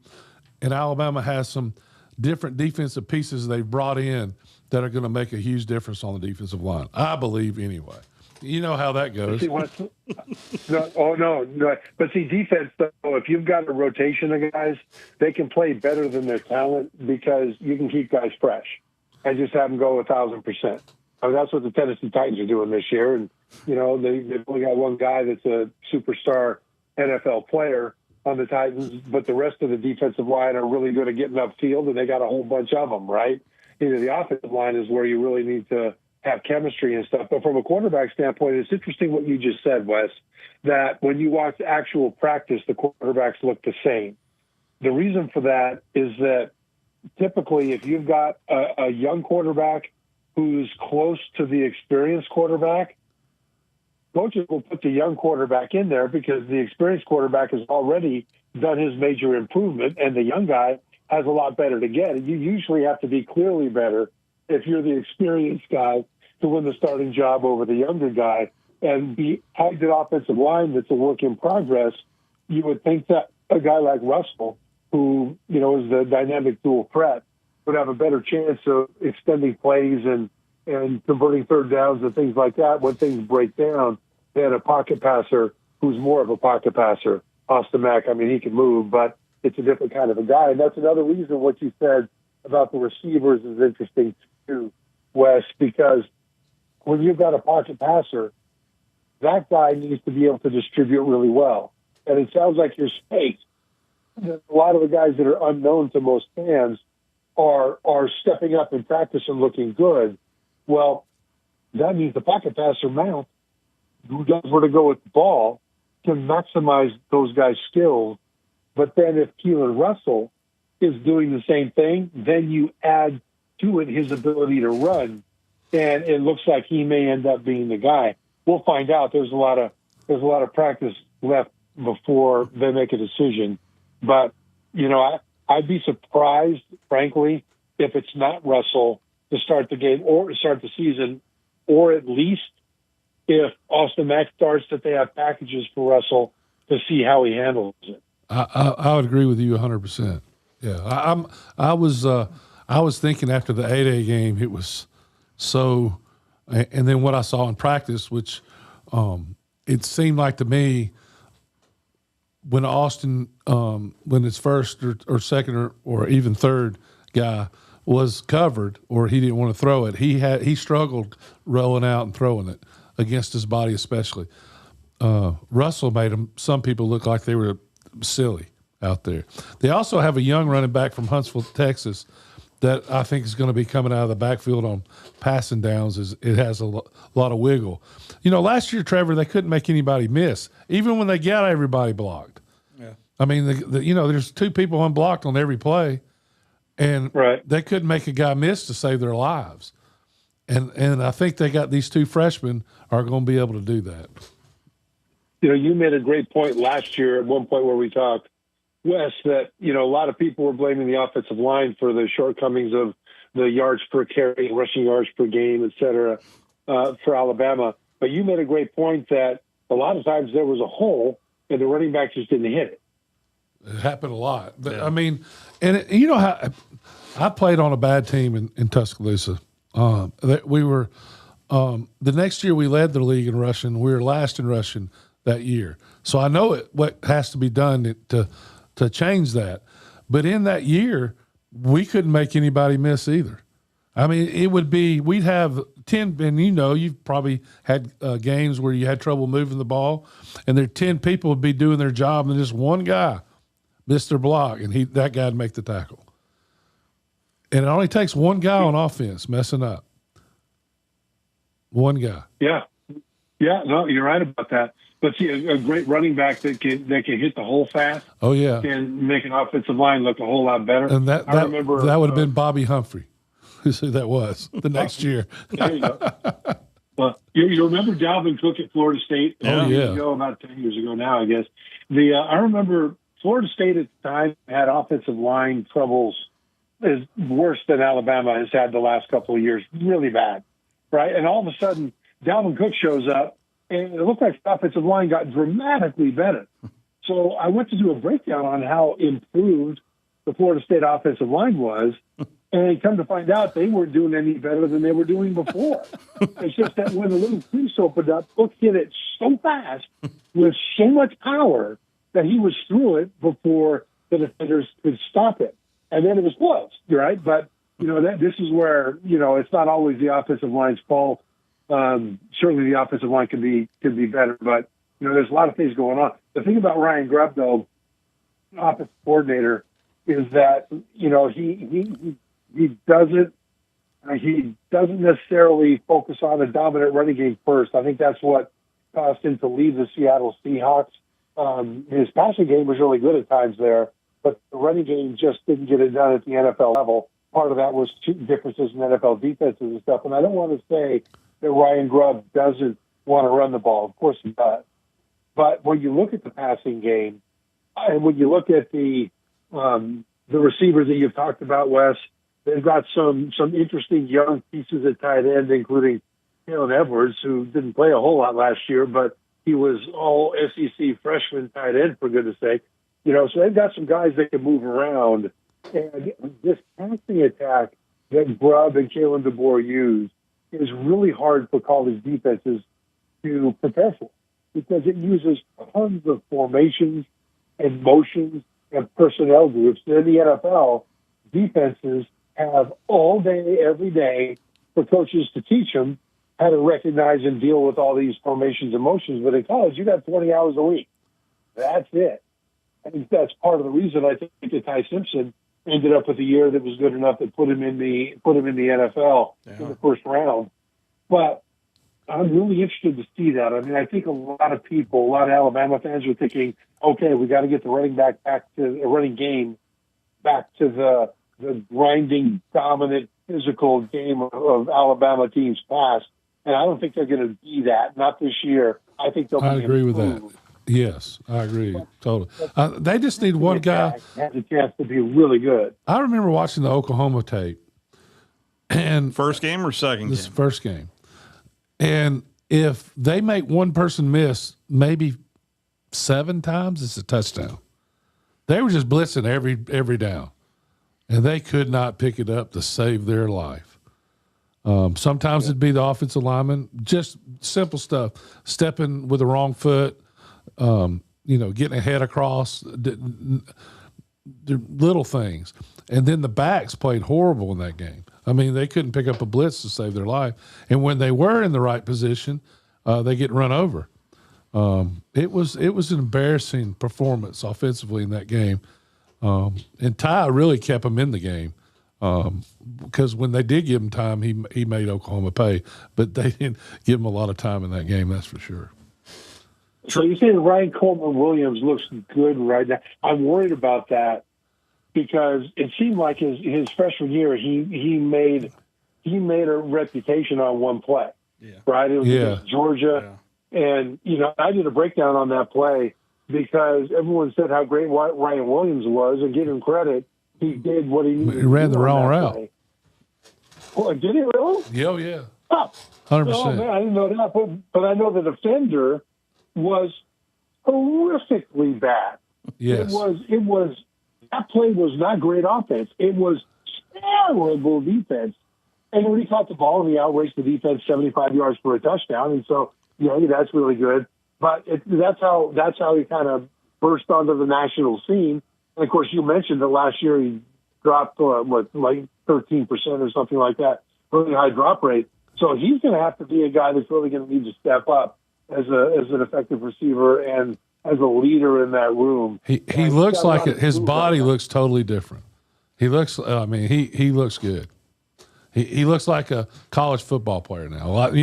When he first got there, 17 years old. He looked like he was 17 years old. He is far and away. He didn't drop I went to practice before the season, and I came back, and I told Steve they'll lose at least 3 games. They looked. He dropped 3 or 4 balls in that practice. Mm-hmm. I didn't say that on the air because I don't ever try to run anybody down. But, everybody got to see it last year. Same thing. He was very inconsistent. He looked like a very confident, different. He didn't look like the same guy. But he does speed-wise, and he does when the ball's in the air, he's the kind of guy that if he's wide open, he has trouble catching it versus if he has to jump for it, he catches it every time. So I don't know. But he just looked like, and he's been a leader as well to the young wide receivers.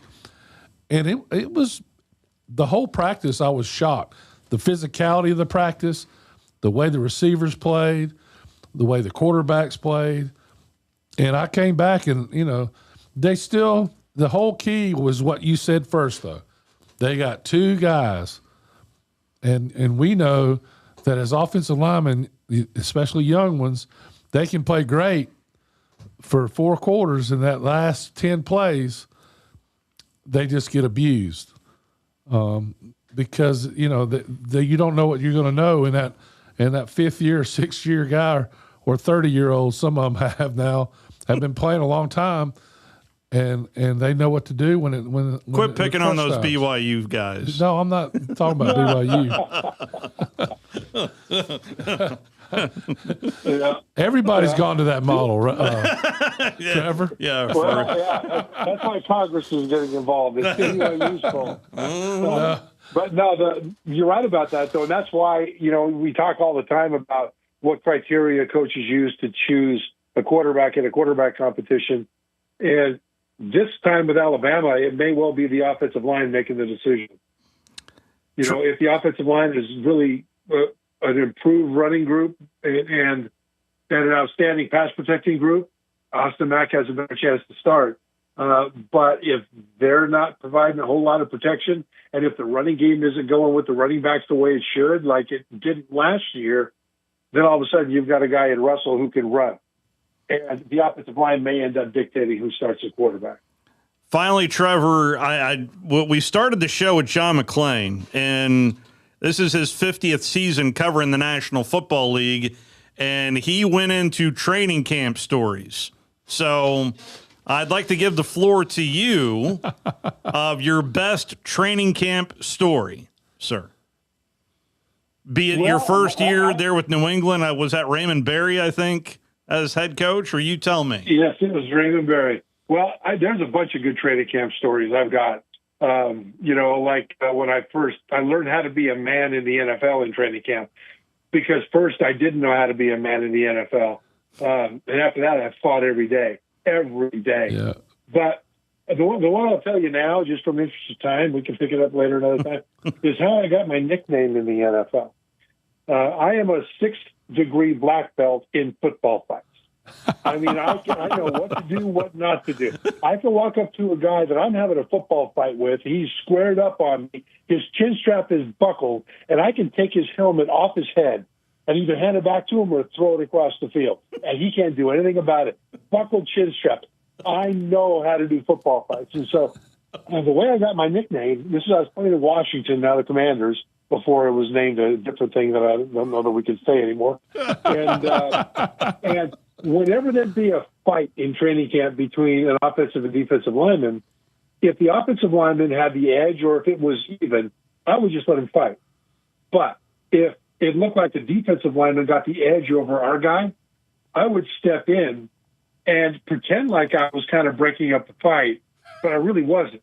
I was impeding the defensive lineman so that the offensive guy could get back into a good position. Then I'd back out and let him keep fighting, right? And so this happened so much that the defensive line gave me the nickname of Prime Dog. Because they thought that I was just breaking up fights, but I wasn't. I was cheating. But I cheated so good that they had no idea I was actually trying to give the advantage to our guy. Then I stepped back out, but my nickname in the NFL became Crime Dog because our defensive line thought that I was in there. You're breaking up. I was not. That is awesome. So my dad used to say the difference between offensive and defensive linemen was the offensive lineman could count to 3. So that explains why they thought what they thought. Yeah, well, they get mad at you too when you bring that stuff up. I mean, what they do is they just put a sign up in the locker room before they start assigning positions that says offensive linemen go to the room in the left. Take 2 lefts and a right, and that's where offensive linemen go. And the only people that show up are the ones who can read. The rest are defensive.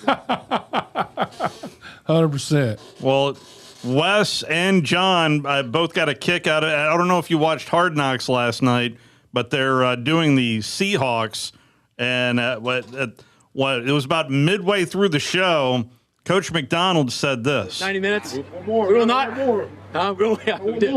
will not have another 90-minute practice for our first Friday practice, okay? Our first Friday in-season practice. So they kind of took the ball and ran with that one right there, Trevor.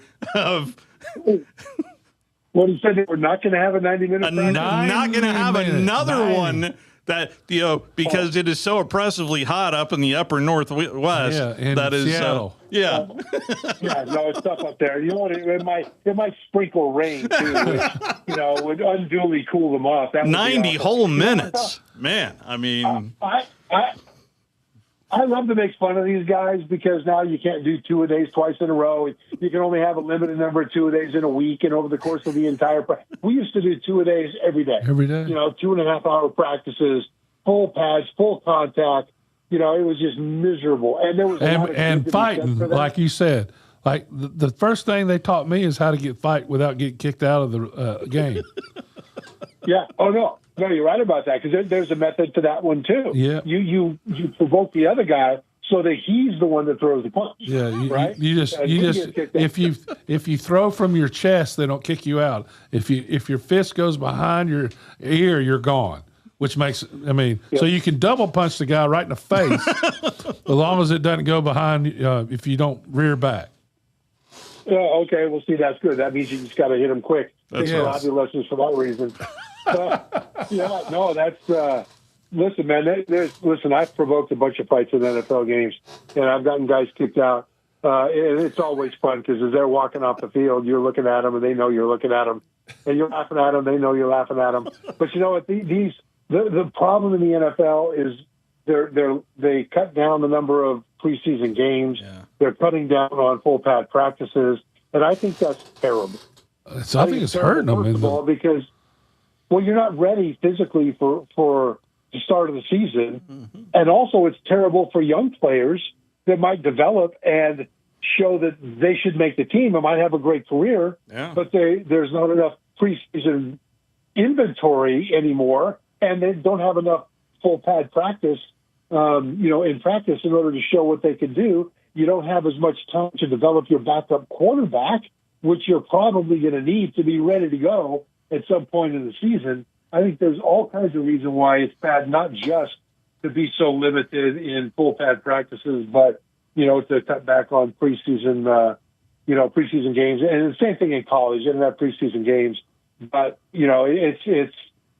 I think you're better off if you suffer greatly before the season starts. And anybody who's either a grizzled veteran or nursing an injury, let them take time off in practice. Everybody else have at it. So you're also known as the hardest working man in pro football. That's a heck of a nickname right there. I did get that nickname, and probably wasn't. Well, I had to do a lot of stuff, though. I mean, I started games at left tackle, left guard, center, right guard, played right tackle and tight end. I was number 46 for the Jets one year because I was playing so much tight end in the big field. They just switched my number. I then did all the long snapping and stuff like that. And so I had a lot of stuff I had to know and be able to do. And as a long snapper, I could do stuff that nobody could do ever in the past, and nobody's even attempted to do in the future. And it gave us an enormous edge on the punt team because of something that I could do, which, again, when there's more time, I'll tell you what it was. But with the other stuff, I had to be good enough that I could get our team out of a game at any position along the line if there was an injury, even if I hadn't practiced at that position for the last 2 months. So these are why I had to do a lot of extra work. Well, we appreciate the time you give us. Thank you, Trevor, and so it's much. Always, it just means kickoff is sneaking up on us. Yes, it does. And Wes, really good stuff, man. I learned a lot from you about what you saw in practice that other people don't get to see. And so I appreciate you sharing all that stuff. Well, we'll be in touch. We'll and see how good my analyst is. Love to get you on before we actually get to week 0 here in a couple of weeks. Yep, Paul, anytime, guys. I love talking with you. Thank you. Feelings mutual. It's always fun. It's Trevor Matich, hardest working man in pro football. And it's does his homework, and it's always a lot of fun to talk to him for his perspective as 100%. You're 24 at the worldwide leader there in ESPN. Didn't even get to. I was thinking about asking him. I'm getting Texas vibes down in Baton Rouge. This time a year ago, it was all about Texas. Just Texas, Texas, Texas. We were giving Arch the Heisman Trophy. Texas competing at least for a national championship. And I feel like, at least from a national perspective, LSU, I keep this narrative of LSU, LSU, LSU.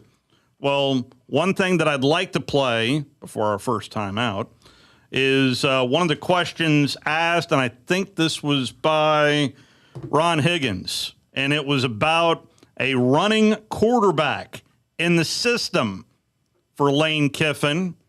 And this is how Lane answered this question.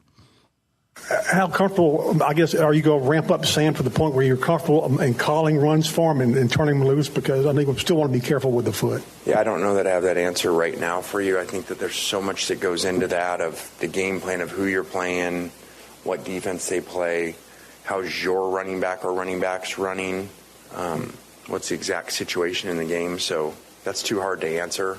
That's just how I think as you're hearing me talk, you probably get a feel for, like, we don't just do what we do. That's not how we run systems, programs, whatever. It's always evolving, changing to what is that team, what is the specific needs for who you're playing, all those things. So I can't even tell you at this time of year what the team's even going to look like, even what I know already, just because the variables that start to happen and injuries and things. And so I don't know that. It sounds like he's not saying they're going to be national champions anymore. It really doesn't. And, there was one. So this question ended the press conference, but the start of the answer I thought was pretty amusing. Coach, you touched on this a little bit, but with such a large group of players coming into the roster this season, the offseason was pretty quiet with any off-field issues. What does that reflection of leadership say to you about this team and the chemistry that they're developing? And how do you and your staff assess the characters of the players as you're recruiting them? Yeah, I don't want to jinx that, but it has been really quiet that way. He's smart. He doesn't want to talk about the no-hitter because the no-hitter is still going on. Yeah, I get that. I get that. Okay, so here's what we're going to do. We're going to take a timeout, and on the other side, you're going to hear the full press conference for Kalen DeBoer. Then it'll be Trash Panda Baseball. Tomorrow, we're at Full Moon Barbecue. Appreciate the fine folks at the Huntsville Sports Commission. They hosted us today for lunch at Full Moon Barbecue. So, darn it, I got to go to Full Moon 2 days in a row. Just going to double it up this week, aren't you? Oh, there you go. Hey, where are our ribs? Yeah, what are our ribs? And Drudy Arman is going to join us tomorrow. Well, of course, there's food. So the old that. possum comes around when there's food. Yeah.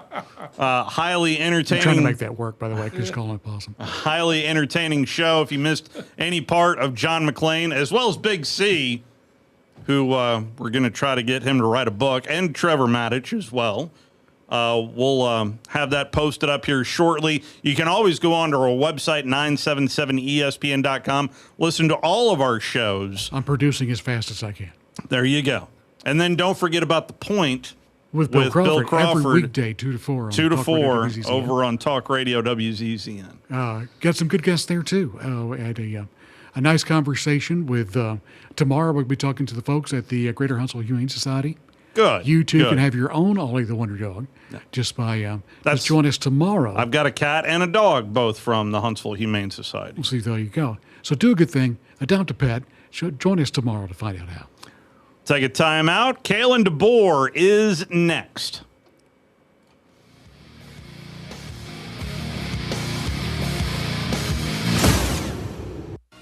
You're listening to The Drive with Wes Neighbors and Steve Moulton on 97.7 ESPN The Zone. Since 1983, Berkshire Hathaway Rise Real Estate's Ann Adams has been your local go-to real estate expert in the area. As a buyer, you can trust Ann's in-depth knowledge of the local housing market to narrow available properties down to those you'll be interested in, saving you time when shopping for a new home. When you're ready to sell, Ann's expert negotiation skills will ensure you get a fair price and hassle-free experience. Call Ann Adams today at 256-337-2625 or email annadamsrise@gmail.com. You want the right specialist for your recovery. At SportsMed Orthopedic Surgery and Spine Center, we understand every body is different. Your muscles and bones are unique, as is your body. Our SportsMed specialists offer innovative treatments and minimally invasive procedures, allowing you to quickly return to the life you love. Locations in Huntsville, Madison, Athens, and Decatur, and on the web at sportsmedalabama.com. Improving performance, improving lives. Tom Abraham here for my good friend Bobby White at Lynn Leighton Ford, where you never find some mysterious dock fee that could be like $600, $700, or $800. A dock fee is an add-on that some dealers will charge just to do the paperwork on your deal. Now, Wes and I just bought F-150s at Lynn Leighton, and we're amazed at the ease of getting the deal done. Transparency is important in buying these days, and that's what you get at Lynn Leighton Ford in Decatur. Lynn Leighton offers an extensive new and pre-owned inventory, as well as lease specials, finance options, and expert auto service. They are dedicated to providing exceptional customer service and are an integral part of our community.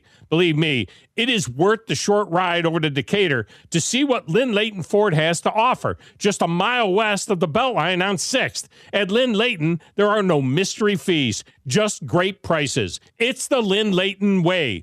We made the move, and so should you, to Lynn Leighton Ford.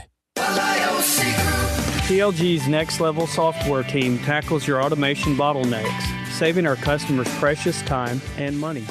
This resource is unique to Huntsville and Birmingham, and I urge you to ask about it. From the largest to the smallest companies, TLG is here for you. TLG is doing the right thing for all aspects of your company. Just ask anyone.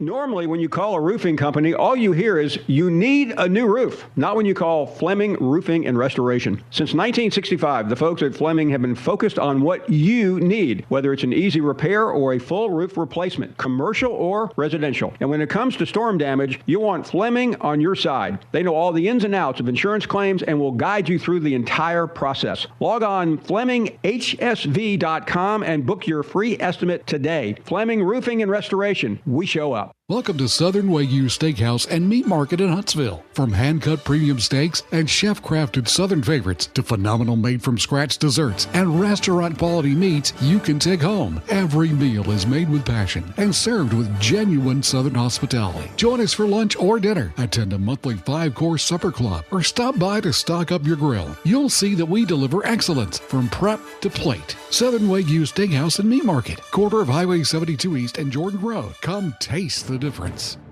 Your Fox 54 weather. I'm Fox 54 weather impact meteorologist Emily Owen. Partly cloudy skies are expected for this Wednesday night across the Tennessee Valley. We'll see low temperatures fall into the low 70s for the overnight. Looking ahead into our Thursday, isolated showers and thunderstorms will be possible in the afternoon. Expect to see mostly sunshine. High temperatures warming into the low 90s for the afternoon. Your Fox 54 weather, only on 97.7 ESPN The Zone. The Drive with Wes Neighbors and Steve Moulton. Weekdays from 5 to 7 p.m. Only on 97.7 ESPN The Zone. As you'd expect, I mean, it's going to be high energy, and the guys will never feel as good as they feel today. So, it's no complaining, no excuses. It's moving forward. The bar's been set with how they operate today, and we move on to the next, and that's everything. So it's, what they eat, it's their treatment. It's paying attention to the details, and all the way through the rest of the day with our meetings, walkthroughs, whatever it might be. So looking forward to building on what we did today. How did quarterbacks start? I thought they were consistent. Met a couple explosive plays in there. A couple plays you can just see getting on the same page with a receiver type guy. It might not be a receiver, but tight ends, running backs, just little details. So I thought they were consistent, and love the demeanor, love their just command, the way into it. You can see the belief that the guys have in them.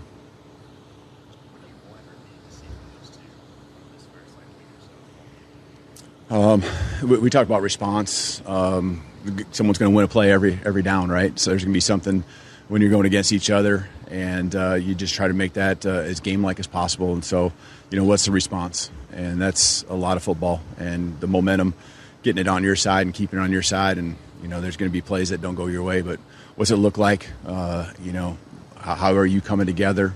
We're identifying, leaders beyond the guys that we expect to be able to stand up and when needed and take charge. And so, but as a whole team, that's what it's got to be, and right now it's kind of an offense versus defense thing.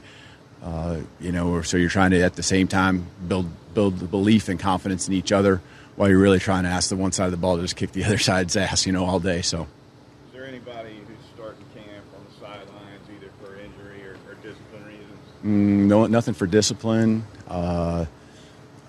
Just guys that are working into a couple of reps.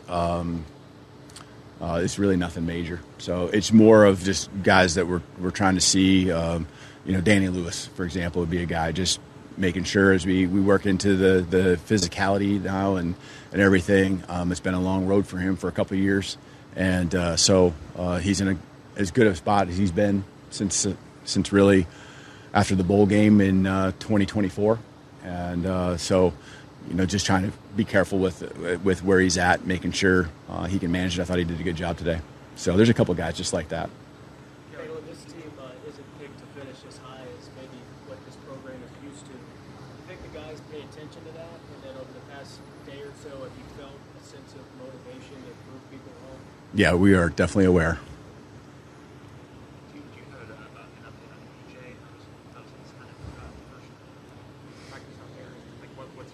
Yeah, he did some nice things. It's good to see him out there flying around. And couple times you see what you saw from his high school highlight film, and so I'm excited to see him. And we're not in pads right now, so a lot of that is yet to be seen. But just execution. He's a guy catch the ball well. I think he's got a really good head on his shoulders from what we've seen so far, and being able to be consistent that way, learn the offense when he gets in there and in the rotation with the running backs like he was today. He did his job. What can players show you during these early periods where there's no pads that they are ready to be counted on this season? Yeah, I mean, communication, just over communicating. I think that shows how important it is to you to do the right thing, and also making sure your guy next to you, behind you, in front of you, that you're all on the same page. That helps with the attention to detail. Just a team that communicates is a team that is going to be a confident one down the road, and so that helps with our execution. And that's what it's about right now is executing, doing your job first, and just building that belief and trust of the guys around you that they're going to be where they're supposed to be. How do you think they communicated today? I thought they did a good job. I brought that up at the end of practice with them. It's one of the reasons why it was right at the front of my mind. I could see some guys being intentional. Maybe one or two guys I asked a little bit more out of. They were doing a good job. I want to be great at it. And, they did it. You could see that throughout the rest of the practice. They went above and beyond and wanted to make sure that they were living up to that standard. There were a ton of new faces in the offensive line in the spring. How have you seen them sort of catch up with the learning curve? Yeah, I thought today was I thought it looked a lot better and cleaner than what it did at the end of spring. Again, we don't have pads on, so it's really hard to tell. But I thought that from responsibilities and just, again, there's got to be a trust that exists. It isn't just doing your job. It's knowing that where's that next help? Where's that help coming from? Is the double team and the footwork and, being in sync. And, you can rep a lot of those things and make sure you're on the same page through the summer. WZZN, Union Grove, Huntsville, Alabama. Alabama! Your home of the Crimson Tide Sports Network. Left on left. First pitch, Knowles. Swung, popped up. Rainmaker into shallow right. Out goes Rodriguez. In is Micheletti. Rodriguez over the shoulder makes the catch, and he quickly gets it back in. Staying at second is Shelton, and remaining at first is Burrows, and that is out number 2. So Taussig pops up, and 2 away for Grant McGill as we look at it again. Good play by Rodriguez. You can see Micheletti playing way back, had no shot to get to the ball. So here's McGill, who played last night. He's at 275, 3 homers, and 16 RBI. And a chance for Knowles to get out of the inning. Left on right, playing behind the runner.